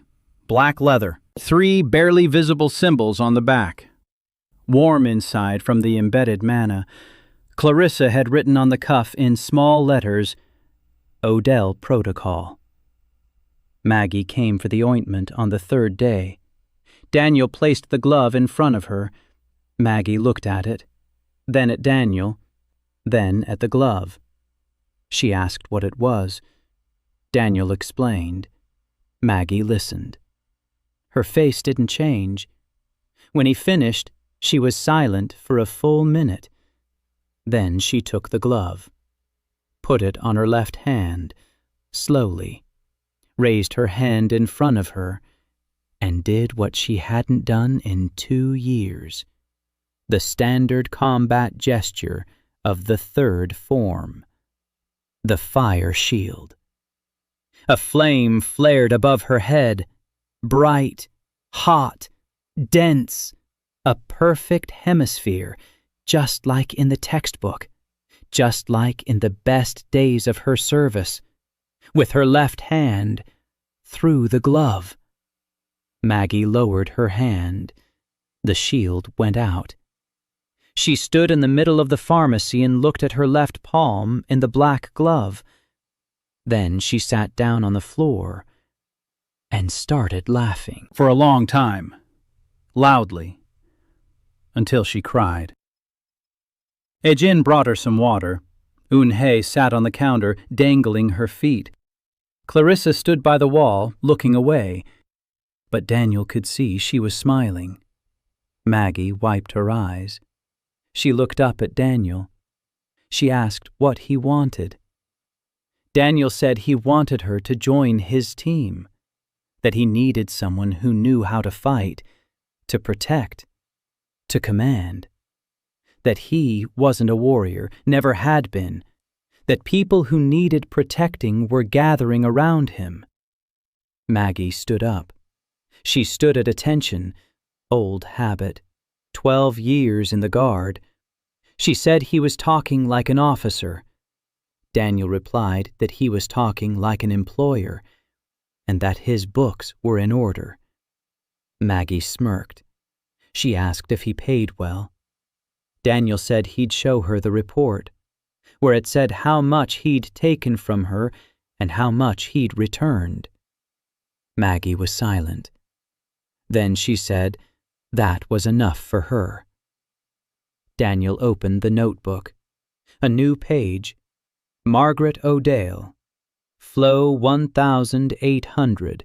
Device issued. Focusing glove. O'Dale protocol model. Production cost. 1,800 mana units plus design by Clarissa Etwood. Purpose. Conversion of left-handed combat spells. Balance. Open. The 4th month. The pharmacy on Goat Street ceased to be a pharmacy. Formally, the sign remained. Potions still stood on the shelves. Egan still served customers. But inside, the building had become something else. A headquarters, an office, a center. Daniel converted the back room into a study. A desk, 2 chairs. A blackboard on the wall. A map of the city drawn in chalk on the board. Neighborhoods, streets, traffic flows. Numbers. Red dots where the density of mages was above average. Blue dots where it was lower. Green dots where he had already worked. He thought in terms of scale. The pharmacy is a single point. A single collection radius. 100 meters. Goat Street and 2 side alleys on either side. That was enough for potions. For Minjun, for the team. But it wasn't enough for what loomed ahead. Hammond Bryce hadn't left. Daniel sensed his presence, not magically, logically. The guild hadn't closed the case. It was waiting, gathering data, building a model. That's exactly how a good auditor works. Doesn't rush, doesn't pressure. They observe, they calculate. And when the numbers add up, they strike one precise blow. Daniel needed to be faster. He needed to create a structure that couldn't be shut down with a single blow. Not a single point. A network. He started small. Eun-hye. She was the perfect agent. Agile, invisible. She knew the city like the back of her hand. Every alley, every rooftop, every basement. Daniel sent her out on a reconnaissance mission. The task was simple. Walk through the city. Find places where people need magical help, but the guild doesn't provide it. Or provides it, but at a price no one can afford. Eun-hye returned 3 days later with a report. Verbal. She didn't know how to write. Daniel listened and took notes. The Southern District. Slums along the canal. 3,000 residents. Not a single licensed healer. The nearest guild clinic is a 40-minute walk away. The cost of a consultation is 20 silver. The average daily wage in the district is 3 copper. The Eastern Docks. Working class district. Dock workers, sailors, artisans. Injuries every day. Burns, fractures, poisoning from magical dust from the ships. The guild keeps 1 mage paramedic there. He works from morning until noon. Afternoon care is up to the residents themselves. Western Industrial Zone. Factories, manufactories. Magical machines operated by untrained commoners. Accidents once a week. The guild writes them off as production costs. Compensation to families is minimal. Daniel listened and drew on the board. 3 zones, 3,000 people. 6,000. 4,000.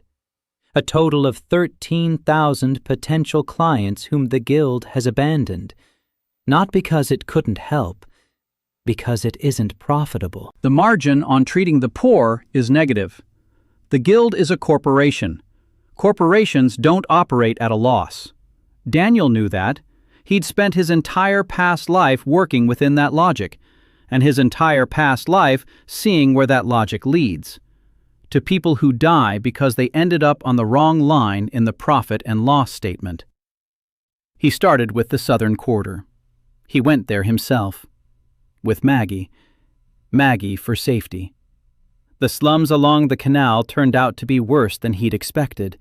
Narrow streets, houses built right on top of each other, the smell of rot. Children without shoes, old people without teeth. There was magic here, too. Streetlights on poles, the same ones as in the center, only half of them weren't lit. The guild hadn't fixed them. Not profitable. Daniel walked down the street, and his funnel was working, but weakly. Lots of people. Few mages, almost none. Ordinary people. Reservoirs at 10 to 20 units, background level. 1% of 20 is 0.2. Dust. Quantity made up for quality. 3,000 people. Even with dust reservoirs, that's about 100 units an hour. Not much, but enough for simple things. Fix a streetlight, heal a cut, stop a cough. Daniel spent the whole day in the Southern Quarter. He went from house to house, knocked on doors, introduced himself as the assistant to the apothecary on Goat Street, asked who needed help. The first 3 houses turned him away. The 4th let him in. An old woman with sore knees. Egan gave him some ointment to take with him, a potent one. Daniel applied the ointment to the old woman's knees. He added a little of his own strength, gathered right there and then, from the neighbors, from the street. The old woman stood up and walked around the room, for the first time in a year, without a cane. By evening, the whole neighborhood knew about it. The next day, 20 people came to see him. On the 3rd day, 50. Daniel worked quickly. Cuts, bruises, chronic pain, childhood illnesses, nothing complicated, nothing that required archmage-level power, simple things, cheap things, things the guild valued at tens of silver coins. Daniel did them for free, at the expense of those standing nearby. Drop by drop, grain by grain, from everyone. He kept records, every patient, what was done, how much was spent, where it came from. Balance.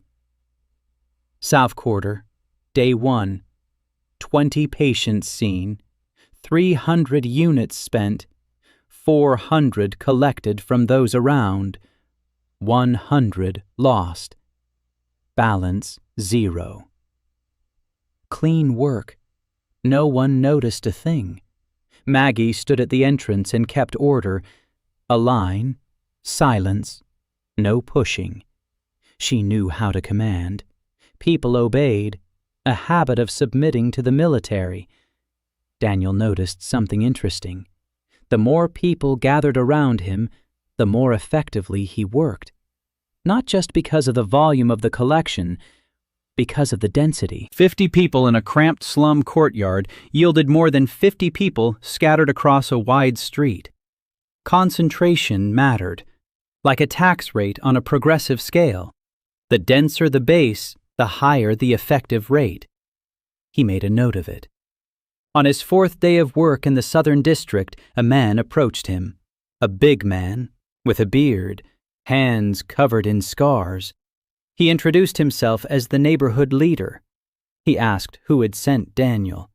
Daniel said no one, that he had come on his own, that he was helping because he could, that it was free. The headman looked at him for a long time. He said that nothing is ever free. Daniel nodded. He said the man was right, that there was a price, that every person near him gave him a tiny drop of strength, imperceptible, invisible, and that from these drops he healed their neighbors. The headman was silent. Then he asked how much. Daniel answered honestly. 1% per minute from everyone within a 100-meter radius. With a reservoir of 20 units, that's 0.2 per minute, 12 units per hour. Full recovery by evening. They won't even notice. The village elder thought. Then he said that if that's true, then Daniel takes less than the guild. The guild charges 20 silver coins per visit. That's a month's wages. Daniel takes a drop of energy that will replenish itself overnight. The choice is obvious. Daniel handed him a sheet of paper, a personal report. What was taken, what was returned, the balance. The headman looked at the sheet, then at Daniel. He said it was the first time he'd seen a man who paid for the right to help. Daniel replied that he wasn't paying, he was reporting. Those were different things. The office was growing. The South Quarter became the first branch, not an official one. Daniel just went there 3 times a week and saw patients. Maggie stood guard. Eun-hye ran around the quarter gathering information. Who was sick, who was in need, who needed it urgently. Ijin prepared potions. Clarissa optimized the recipes. Everyone did what they knew how to do. Daniel stood in the center. He counted. He distributed. He gathered. He gave. Infrastructure. Not a hero. A conduit through which power flows from those who have it to those who need it. At the end of the 4th month in Kierstad, Daniel sat in the pharmacy's back room and tallied the results in his notebook. The team. 5 people. Him, Ijin, Clarissa, Eun-hye, Maggie. Plus Min-jung, who was already walking without crutches and helping out at the pharmacy. Patients for the month, 240 in the Southern District, plus the pharmacy's regular customers, plus one-time cases, a total of about 400 people. The pharmacy's revenue had increased 5-fold. The guild's attention, high. Hammond Bryce is watching. Press attention. Lilith Vance is preparing a second article. Risk factors, numerous. Balance, positive, but fragile. Very fragile. Daniel closed his notebook. Behind the wall, Eun-hye was teaching Min-jun a card trick. Min-jun was laughing. Ijin was cooking dinner. Maggie was cleaning a glove with a soft cloth. Clarissa was reading a textbook and making notes in the margins. Daniel watched them through the half-open door and thought of Hammond Bryce, of Lilith Vance, of the hungry tide creeping in from the north, of the entity that had brought him here. He didn't know about it yet, but he sensed it. Something big. Something beyond the notebook and the numbers. Something for which his funnel existed. Not for the pharmacy on Goat Street, not for the slums of the Southern District, for something bigger. He didn't know what yet, but he was an auditor, and auditors know how to wait until the numbers add up. The 6th month. Kierstad was cracking. Not the walls, not the pavements. The system was cracking. Daniel could see it in the numbers. The Guild of Streams was losing clients, not en masse, drop by drop, just as his funnel gathered mana. Just as quietly and just as unstoppably. People were leaving. From the Guild's clinics to the pharmacy on Goat Street, from the lines on Parade Street to the Southern Quarter, to a strange, thin mage with an empty mana tank who treated people for free. The Guild's quarterly statistics showed a 7% drop in revenue across the Western District. 7% for a monopolist is not a crisis. It's a symptom. But Hammond Bryce read symptoms better than any doctor. Daniel learned this from Lilith Vance. She came to the pharmacy for the 3rd time, not with a notebook, with a bottle of wine in the evening when the pharmacy was closed. She knocked on the back door. Eileen opened it and looked at Daniel. Daniel nodded. Let her in. Lilith sat down at the table in the back room. She looked around. A board with a map of the city, a notebook on the table, chalk, test tubes. She saw everything. She memorized everything. Daniel poured her some wine into a clay mug. He poured himself some tea. Lilith took a sip. She looked at him and said she hadn't come as a journalist. She had come as someone who had information and who didn't know what to do with it. Daniel waited. Lilith spoke slowly. She'd been digging into the pharmacy's history for 2 months. She'd been following a trail, trying to figure out where a third-class pharmacist was getting her manna, checking suppliers, questioning neighbors, studying documents, and at some point, the trail led her not to Daniel, but to the guild. She found reports, internal ones, confidential, about abnormal fluctuations in the magical background in the western district of Kierstad. Reports from the last 4 months. Every evening within a 300-meter radius of Goat Street, the magical background dropped by 1 to 2%. Every morning it recovered. The drop was tiny, imperceptible to any individual mage, but the guild kept statistics, and the statistics showed a hole. A small one, a steady one. A daily one, like a leak in a pipe. Lilith said the reports were on Hammond Bryce's desk, and that Hammond had already drawn a map, with the center of the anomaly. The center coincided with the address of the pharmacy on Goat Street. Daniel listened. His face didn't change. Inside, everything went cold. They'd figured him out. Not him personally, not yet, but they'd pinpointed the gathering point. It was only a matter of time, a week, maybe 2. Then Hammond would come, with evidence, with a warrant, with the guard. Lilith finished her wine. She looked at Daniel and said the most important thing. She hadn't just found reports on the anomaly, she'd found something else. While digging through the guild's financial records, she'd stumbled upon a 20-year-old archive. Locked, sealed with an access spell. She couldn't open it, but she'd seen the index, a list of folder names, and one name had compelled her come here. The folder was titled Operation Tide. Calculation of acceptable losses from 20 years ago. The guild knew about the hungry tide 20 years ago, not 100. Not from textbooks, from its own internal investigation. And the results of that investigation had been classified. Daniel was silent for a long time. Then he asked why she came to him. Lilith answered simply, because her father had also been digging into the guild. 10 years ago. And he never came home.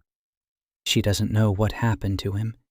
She only knows that his investigation concerned the guild's financial flows, and that after his disappearance, all his materials were confiscated. She's digging into the same topic. She knows it's dangerous, and she knows she can't handle it alone. She needs someone who knows how to read financial reports, for real, not like a journalist, like an auditor. She looked at Daniel. He looked at her. The silence lasted 10 seconds. Then Daniel opened his notebook. A new page. Lilith Vance. And he began to write. Lilith looked at the notebook. She asked what he was writing. Daniel replied, what was taken, what was returned. The balance. Lilith smiled wryly.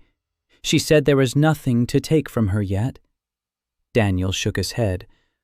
1% per minute. She'd been sitting next to him for 20 minutes already. He'd taken about 60 units from her. She hadn't noticed. Lilith turned pale. Then she looked at her hands, then at him. She said he didn't have to tell her. Daniel replied that he could have, but he didn't, because he kept honest accounts. Lilith was silent. Then she nodded, slowly, and said she wanted to see the Guild's archives. All 20 years. Financial flows, contracts, internal investigations, everything related to the tide. Daniel asked what she was going to do with it. Lilith answered with one word. "I'll write." Daniel closed the notebook. He stood up. He held out his hand to her. Lilith shook it, firmly. Her fingers were slender, but she had the grip of a journalist accustomed to holding the truth by the throat. That night, Daniel gathered everyone. The pharmacy's back room. Ijin, Clarissa, Eun-hye, Maggie, Lilith. 6 of them. Around a small table with tea and bread on it. Daniel stood at the board. He spoke briefly. The Guild knows about the meeting point. Hammond Bryce is building a case. Time is short. We need to act, not hide. Step forward. Clarissa asked how. Daniel turned to the board. He erased the old diagram. He drew a new one. Not a pharmacy. The city. All of Kierstad. He said that a pharmacy is a single point, one point that's easy to shut down.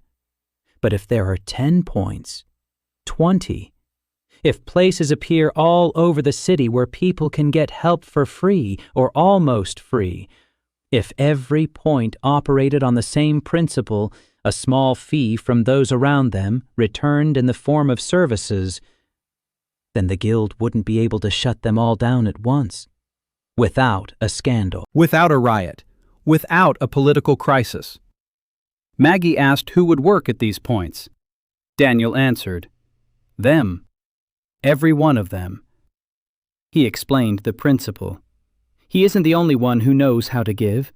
Any mage can put their mana into a potion, into a spell, into healing. The difference is that he does it using someone else's mana. But if each member of his team stands in a crowded place next to him, within the radius of his vortex, he will gather, and they will spend, through him. He will pass on to them what he has gathered. They will channel that power into their work, each according to her specialization. Ijin heals with potions, Clarissa constructs, Maggie defends. Eun-hye is still learning. Lilith? Lilith writes. Clarissa raised her hand. She said there was a problem. 100-meter radius. All points must be within 100 meters of Daniel. That's one city block, not 20. Daniel nodded. He said they needed to work on this. That his radius was the current limitation, not permanent. He feels the funnel is changing, growing, slowly, but growing. Over 4 months, the radius has increased from 100 meters to 120. Insignificant, but there's a trend, and there's another way. Resonators. Clarissa narrowed her eyes. She asked what he meant. Daniel explained. In Hayes' bracelet, Maggie's glove. These are devices that work with his mana. They're connected to him. Through them, he senses the flows from a distance. Weakly, vaguely, but he feels them. What if we created devices that don't just work with his mana, but transmit it. Repeaters, intermediate nodes. A person with such a device stands at one end of the city, Daniel at the other. The device gathers mana around its wearer and transmits it to Daniel. Through a connection, through resonance. Each node's radius is 100 meters, but there could be 5 nodes, 10, 20. And the total coverage becomes not 100 meters, but the entire city. Clarissa was silent for a minute. Then she said that theoretically it was possible, but it would take time. Months of work, complex calculations, new designs. Daniel nodded. He said they had time. Not much, but they had it. The first step. Tomorrow morning he would go to the palace. Everyone fell silent. Daniel said that something would happen in a week, and that he wanted to be ready for it. The sewer main burst on the 6th day of the 6th month. Not where they expected, not on the outskirts, right in the center of Kierstad, on Parade Street, 200 meters from the Streams Guild building. The magical sewer beneath the city center carried the waste of thousands of spells, spent mana, toxic, concentrated. For years the guild had put off repairs, too expensive, too much trouble, too deep underground. Engineers' reports gathered dust on the shelves. Notes about cracks in the collector's walls got lost in the archives. Hammond Bryce had surely seen those notes, but his job was auditing magical flows, not sewer system. Daniel spent that morning in the Southern District, seeing patients. Maggie stood at the entrance. Unhei ran through the courtyards. A typical day. Then the ground shook. Not hard, like a slight tremor. Daniel looked up. A second later, it shook again, harder, from the north, from the city center. A sound came from over the rooftops, low, muffled, like a groan. Daniel stepped out onto the street. A column of greenish vapor rose above the rooftops of the city center, a toxic release of spent mana. The collector had burst. Maggie turned pale. She knew what it was. They'd been taught this in the guard. A magical collector rupture in a populated area. Red alert. A half-kilometer radius of damage. Poisoning from magical waste. Suffocation. Burns to mana channels. For weak mages and ordinary people. Death. A race against time. Daniel ran, Maggie after him, Unhei after Maggie, toward the center, through the streets, through the alleys, past people standing and staring at the green pillar in the sky, past guild patrols setting up a cordon, past carts trying to turn around in the narrow streets. Downtown, Main Street, chaos. Green mist rose from cracks in the pavement, thick, heavy, creeping across the ground. People were running, screaming, falling. The mist burned their skin. It filled their lungs. Guild mages stood at the intersection, trying to erect a barrier. They lacked the strength.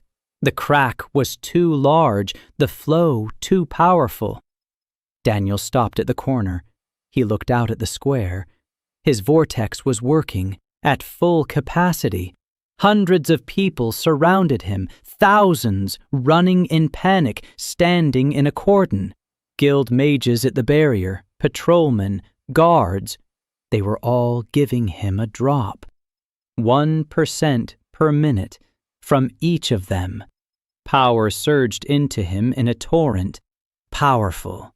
Thick. Hot. He had never felt anything like this before. The market had 300 people. The guild had 30 mages. Here, there were thousands.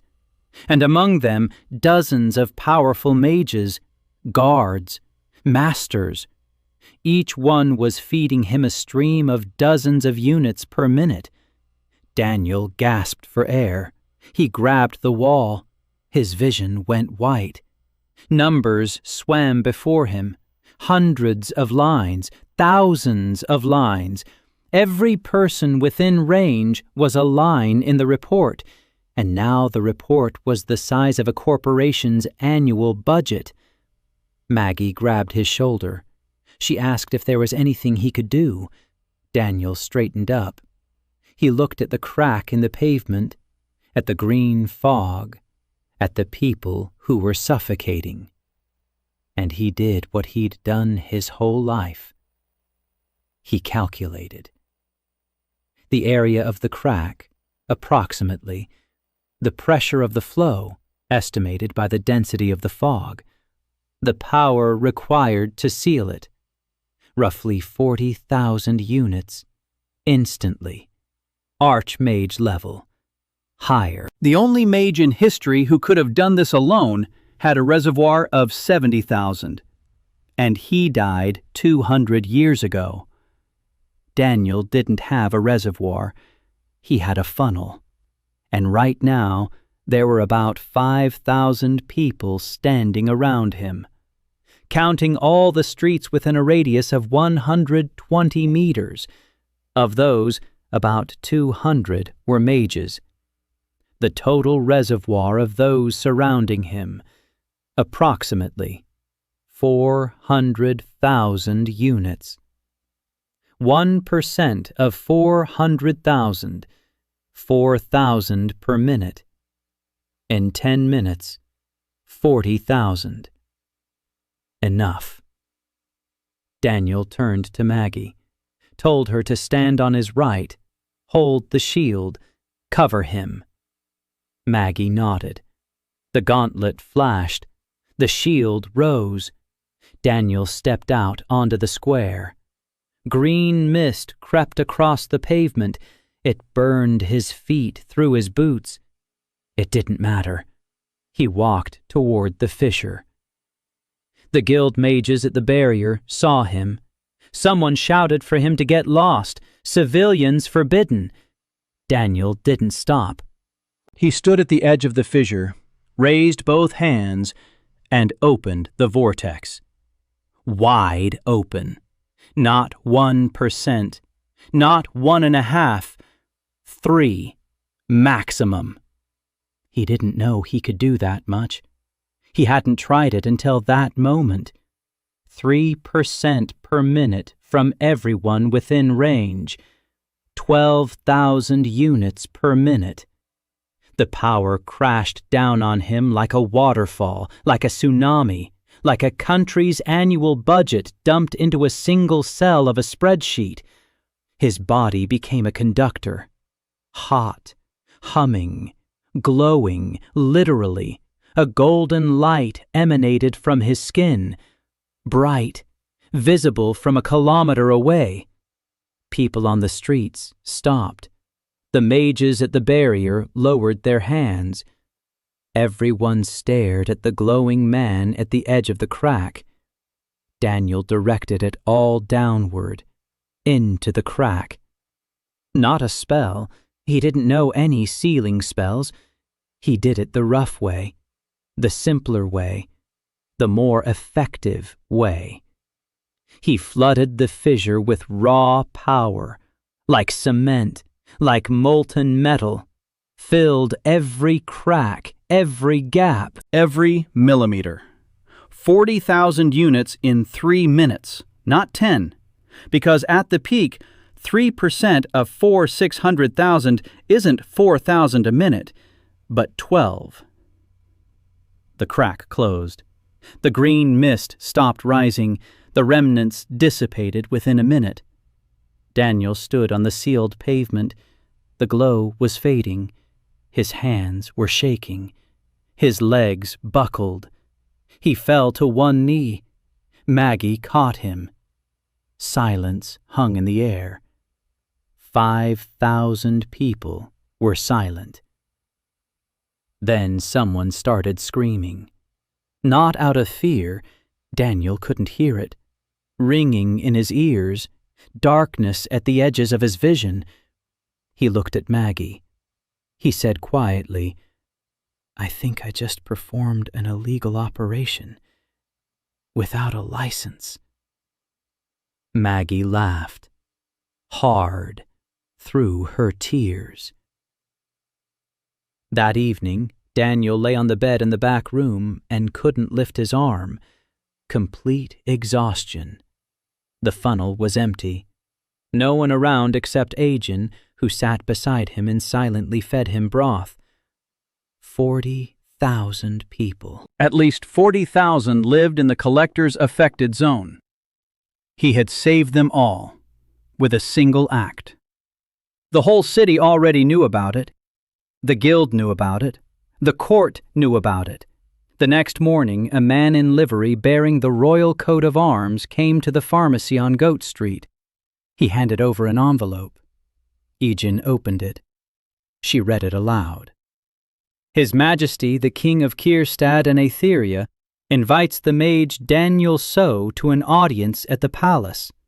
Tomorrow, noon. Daniel lay on the bed. He stared at the ceiling.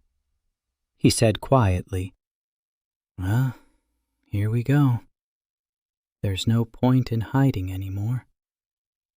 The palace of Kierstad stood on a hill in the northern part of the city. White stone, spires, stained glass windows in which manna woven into the glass shimmered. Beautiful.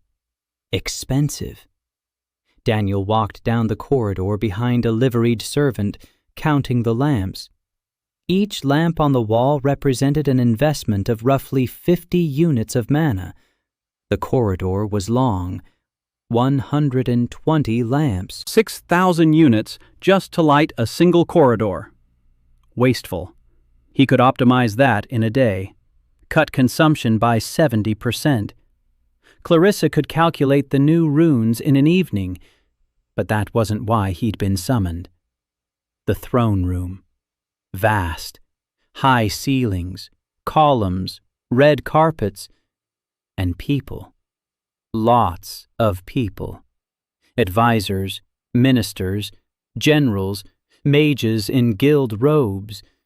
Everyone was looking at Daniel, at the thin man in plain clothes with a low-ranking mage's card in his pocket, who yesterday did what none of them could do. His funnel roared. The hall was full of mages, powerful ones, very powerful ones. The Minister of Defense, 12,000 units. The head of the guild, 15,000. The commander of the guard, 8,000. And dozens more. Hundreds. Each was feeding him a stream. Generous. Powerful. Daniel breathed evenly. He already knew how to handle the overload. 4 months of training. He let the power flow through him. Didn't hold it back. Let it pass. Like water through a sieve. The king sat on the throne. Not young, about 60, a gray beard, intelligent, weary eyes, a reservoir. Daniel looked closely. 22,000 units. Serious, but not a record. Average for the king. His power wasn't in the reservoir, in the crown, in the system. The king looked at Daniel and asked one thing: what he needed. Daniel answered. A page on the magical population, broken down by region. A report on average daily mana consumption over the next 3 years, and access to the guild's archives for the past 200 years. Silence. Absolute. 200 people in the hall were silent. The king blinked, turned to the advisor on his right, said quietly, "I didn't understand a word, but give him everything he asked for." The guildmaster stood up, began to object. "The archives are closed. Trade secret, regulations, procedures." Daniel turned to him, looked at him calmly, and said one sentence: that yesterday he had closed the crack that the guild had created through its inaction, that the engineer's reports on the condition of the collector had been sitting in the guild's archives for 3 years, without any response, that 40,000 people nearly died because the repair was unprofitable, and that if the guild head wanted to discuss trade secrets, Daniel would be happy to discuss with him the guild's expense line for maintaining the personal residences of the leadership as well, which had grown by 40% over the past year, while revenue had fallen by 7%.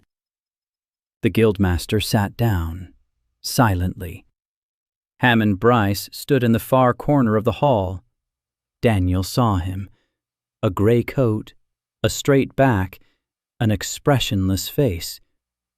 But the eyes looked at Daniel with something new, not with hostility, with recognition. An auditor looked at an auditor and saw himself in him. Daniel had been granted access to the archives by official decree of the king, the title of Royal Advisor on Magical Economics. On paper, a minor official. In reality, a man with the key to the country's largest vault. He started work that very day. The guild's archives occupied 3 basement levels beneath the building on Parade Street. Floor-to-ceiling shelves, thousands of files, hundreds of thousands of documents, 200 years of financial history. Daniel walked in and felt at home. For the first time since arriving in this world, this was his world. Not magic, not spells. Numbers, reports, balance sheets, cash flow statements. He started at the end, with the current year, and worked his way back, year by year, quarter by quarter. Lilith worked beside him. She read the documents. She took notes. They split the archive in half. He took the finances, she took the correspondence. Clarissa came in the evenings and sorted through the magical reports, spell structures, experiment protocols, technical notes. After 2 weeks, the picture began to come together. The guild knew about the tide for not 20 years, but 100. From the very beginning, from the moment the first northern cities began to lose mana, the guild conducted an investigation, a quiet one, an internal one, and found the cause. Daniel was reading a report from a century ago, and his hands were shaking. Not from the cold, because of what was written. 200 years ago, the royal dynasty had made a deal with an entity from beyond the boundary. An exchange, stability of the magical economy for generations in exchange for the gradual repayment of a debt. A debt. Mana. All the mana in the world. The hungry tide isn't a catastrophe. It's a loan payment. The entity gave the world magic, or amplified what was already there, or stabilized it. The details were vague, but the essence was clear. 200 years ago, someone took out a loan, and now the debt is being repaid. With interest. The tide will continue until it takes everything, all the mana, the whole world. Daniel sat in the archive basement, alone. It was 3 a.m. Lilith had gone to sleep. Clarissa had gone to see Eun-hye. He sat there, staring at a century-old document and thinking. He had been brought here, not by accident. His gift, the vortex, mana collection, 1% per minute. This is not a mistake of nature. It is a tool. Someone created him this way. Someone was someone capable of transporting people between worlds. Someone who was looking for a specific profile, not a warrior, not a mage, an auditor. A person who knows how to gather, to count, to redistribute. His gift is a check valve, a mechanism that gathers mana faster than the tide pumps it out. He is no accidental intruder. He is tax reform, sent down from the heavenly office. Daniel sat in the dark and said nothing. For 3 days he hadn't left his room in the pharmacy. He hadn't eaten. He hadn't spoken. He lay on the bed and stared at the ceiling.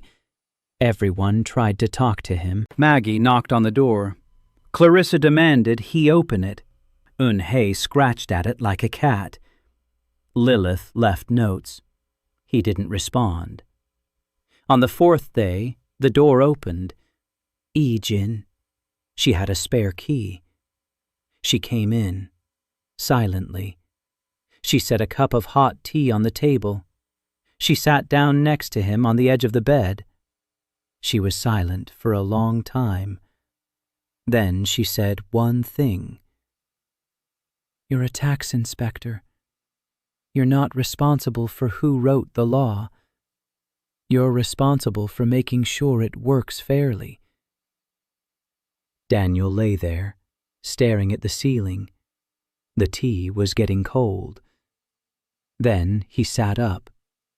He picked up the cup, took a sip, looked at Ijin, and said quietly, "Thank you." She nodded, stood up, left. Daniel finished his tea, opened his notebook, and began to count. Year 2. Daniel worked, like never before in his life. Not in any of them. The scale had changed. Not a pharmacy, not a neighborhood, a country. The network of resonators he had conceived 6 months ago had become a reality. Clarissa had calculated the design. 6 months of calculations, 3 notebooks of formulas. The result: a resonant medallion. A small disc made of an alloy of silver and mana-active quartz. Inside, a rune relay. The medallion's wearer became an intermediate node in Daniel's funnel. It gathered mana within a 100-meter radius around itself and transmitted it to Daniel via a resonant link, at any distance. Ijin received the first medallion. She remained in Kierstad, at the pharmacy, on Goat Street. From there, she relayed a stream of data to Daniel covering the entire Western District. Clarissa received the second medallion. She left for the academy, the city of Norheim, a 3-day journey south. Formally as a guest lecturer in theoretical magic, in reality as a network hub in a university town with the highest density of mages in the country. The third medallion, Maggie. The Ostmark military garrison on the eastern border, old connections in the Guard. Official reason? Consultation on modernizing combat protocols. Real reason? A garrison of 3,000 mages, the most powerful hub outside the capital. The fourth medallion, Eun-hye. She stayed in Kierstad, but not at the pharmacy. She walked around the city. Every day, a new route. The southern district, the eastern docks, the western industrial zone, markets, squares, parks, a living, mobile node. Her monstrous reservoir made her signal the most powerful on the network. The fifth medallion, Lilith. She wasn't a strong mage, 300 units, a weak node, but she was in the newsroom, every day, surrounded by dozens of people, and her medallion functioned not so much as a mana repeater as a symbol. She was part of the team, completely. Daniel kept the sixth medallion for himself, the central node, through which all the streams flowed. The network went live in the 3rd month of the 2nd year. For the first time, Daniel felt what it was like to stand in Kierstad and feel the flow from Norheim, from Ostmark, from all corners of the capital. Thousands of lines in the report, tens of thousands. Every person next to every medallion was a drop. Drops formed streams. Streams formed rivers. Rivers formed a current so powerful that Daniel's vision went dark. He learned to regulate it, not to open the funnel to the maximum, to keep it at a steady 2%, to let it flow through him continuously, like breathing. Inhale, gather, exhale, consumption or leakage, evenly, steadily, for hours. He spent what he gathered every day on potions for the pharmacy, on treatment in the Southern District, on powering the team's devices, on new projects.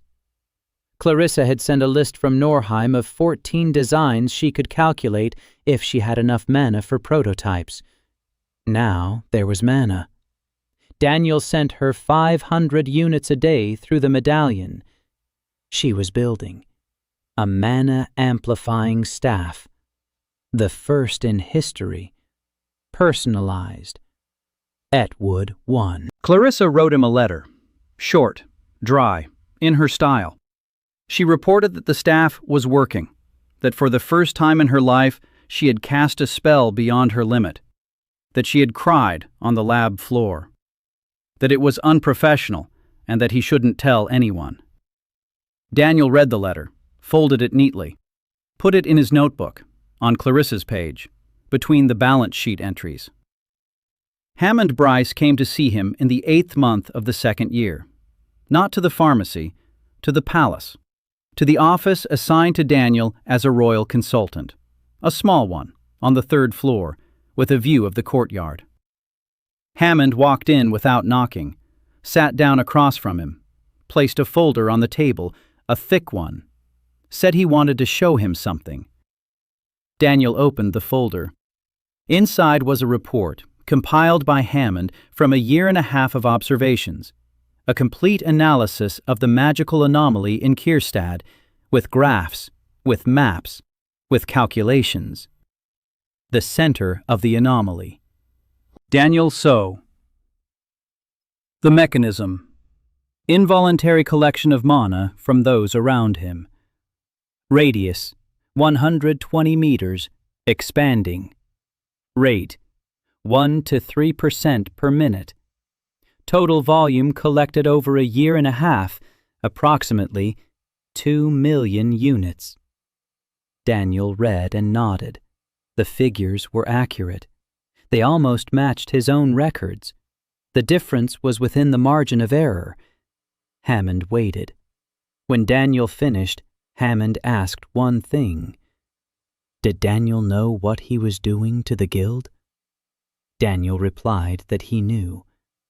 Hammond said that the guild wasn't just a corporation, it was the foundation of stability. Take away the guild, and chaos would ensue. Uncontrolled mages, a black market for mana, magical wars between cities, everything that existed before the guild.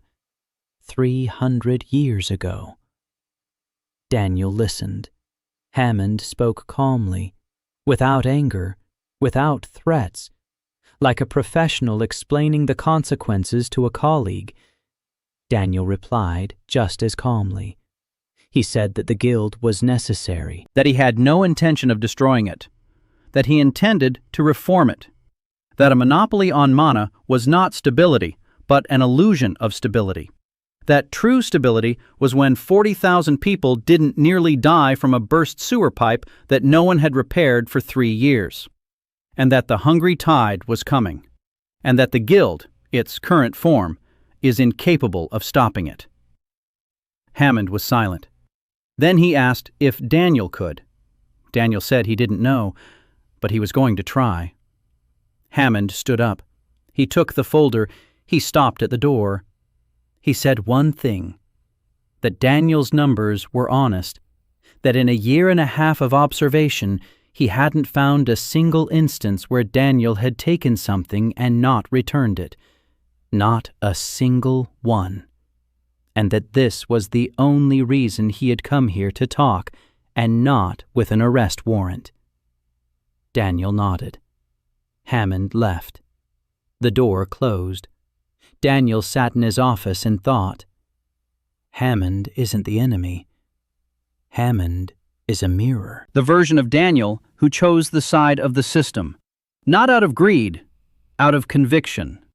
He sincerely believes that the guild is order, and he sincerely fears that Daniel will break that order. The question isn't which of them is right. The question is whether Daniel will manage to prove himself right before the tide swallows everything. The third year, the northern border, the edge of the world. Daniel stood on the black sand and stared into the void. Before him stretched the zone of the hungry tide, dead land. No color, no sound, not a single stream of mana. Nothing.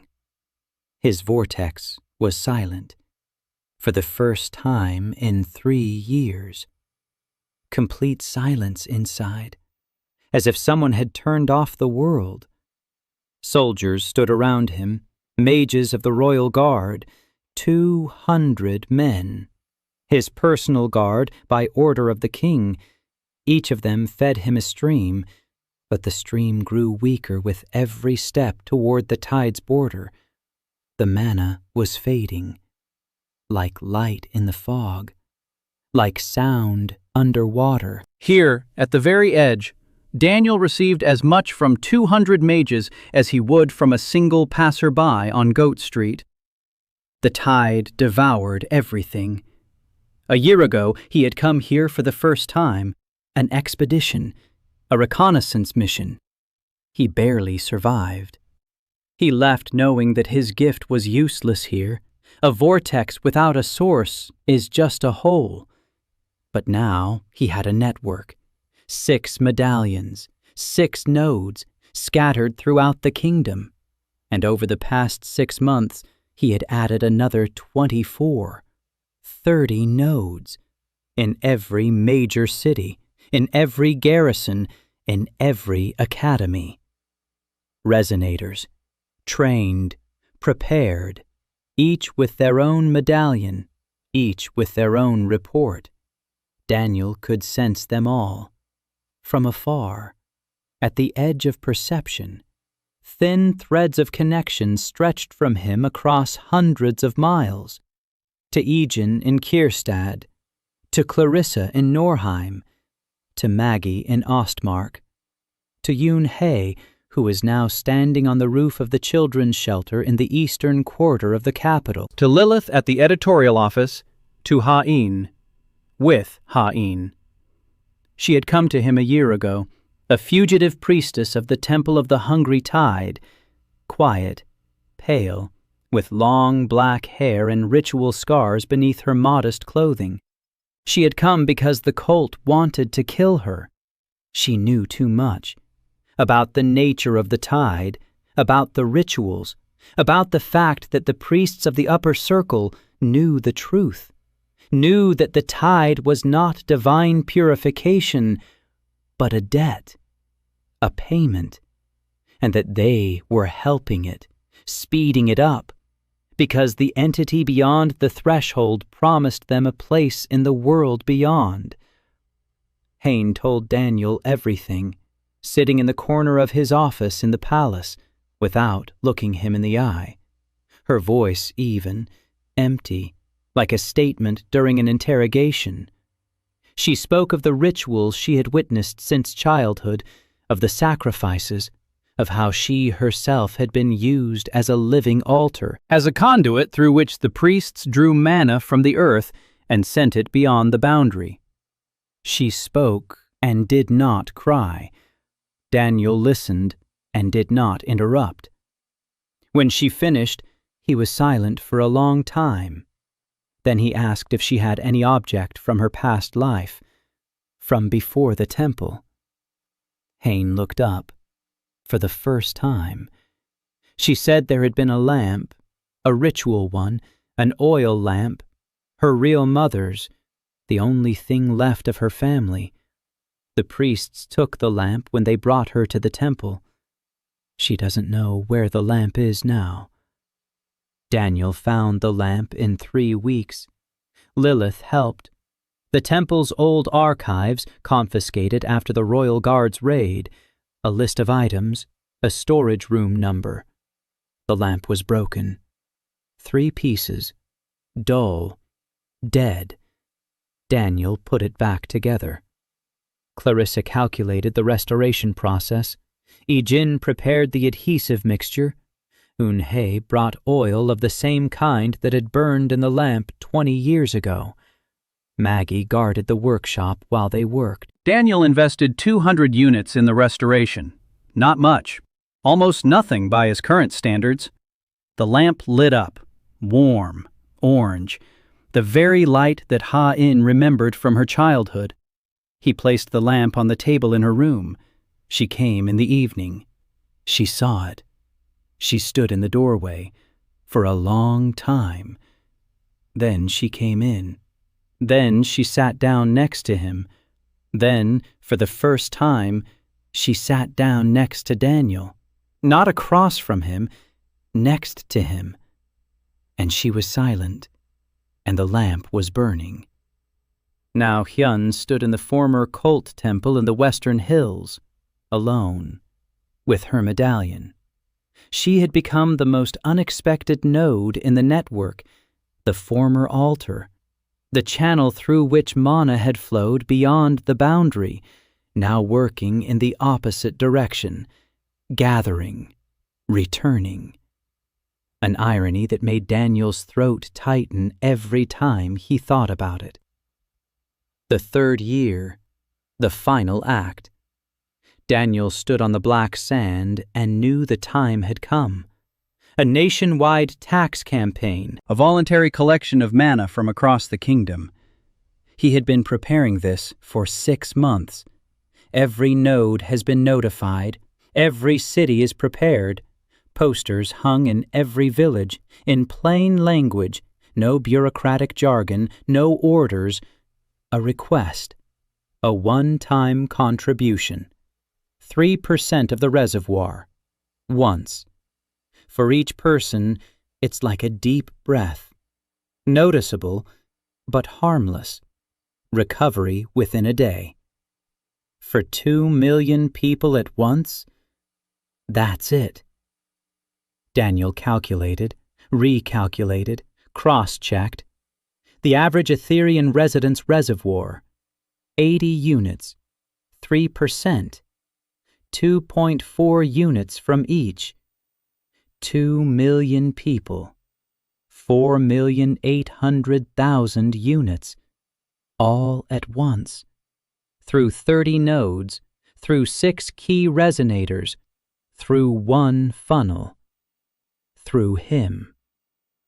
Would that be enough? Clarissa had calculated it. The hole in the north required 3 to 5 million units to seal. The exact figure was unknown. No one had ever tried. No one had ever been able to. Morning, dawn, black sand, a north wind. Daniel stood at the edge of the void. Behind him, throughout the kingdom, in every city and every village, his people stood at their posts. Ijin in the pharmacy on Goat Street, a line of 200 volunteers in front of her. Clarissa at the Norheim Academy. Surrounding her were 3,000 students in faculty. Maggie at the Ostmark Garrison Tower. 3,000 soldiers in formation. Hayne at the temple on the hill. Alone. But a stream of thousands of people from the surrounding villages flowed past her. Lilith was in the newsroom. Beside her were the entire newspaper staff and readers who had come in person. Unhei was on the roof of the orphanage where she grew up. Around her were children, caregivers, neighbors, the whole neighborhood. The medallions came to life. Daniel felt every knot, like a heartbeat. One, another, a third. 30 beats.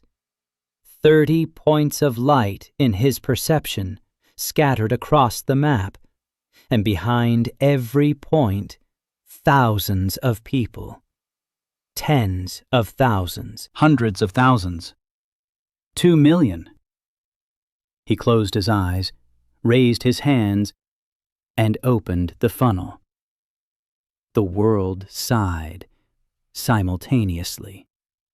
2 million people exhaled. 3%.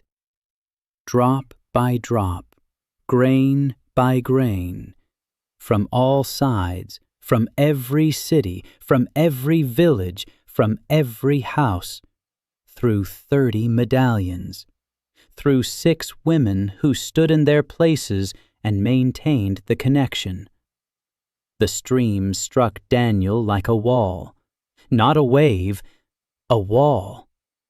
4,800,000 units, all at once. His body became light, literally, a golden figure on black sand, visible from 100 miles away, visible from Kierstadt, visible from anywhere in the kingdom. A pillar of light from earth to sky. Daniel directed it all forward, into the void, into the hole, into the tide. He didn't know spells, didn't know formulas. He did what he could. He poured it in, filled it, sealed it, like a crack in a manifold, only 1,000,000 times bigger. Pure, formless power. Rough work. But a job worth 5 million units didn't require finesse. It required volume. And he had that. The hole resisted. He could feel it. Something on the other side was pulling mana toward itself. The entity, the very one that had created him, that had brought him here, that had written the law by which he worked. It was pulling. He was pushing. A second, 2, 3, 10. Then the strength of 2 million people overcame the entity's pull from beyond the edge. The hole closed. Not with a crash, not with a flash. Quietly, like a faucet being turned off. The last drop. Silence. The tide stopped. Daniel stood on the black sand. The glow faded. His arms dropped. His legs buckled. He sat down, right in the sand. 200 soldiers stood silent around him. The world was silent. And then he heard footsteps, not from the soldiers, behind him, from the south. He turned. 6 people were walking toward him across the black sand. Ejin, Clarissa, Maggie, Hyun, Lilith, Un-hye. They had crossed half the kingdom, on foot, to be by his side at this moment. Each of them had left her post after the tide receded. Each of them had headed north, without consulting one another. They just went. Because they knew. Because they sensed it through the medallions. Ejin led the way, a thermos in her hands. Daniel watched them.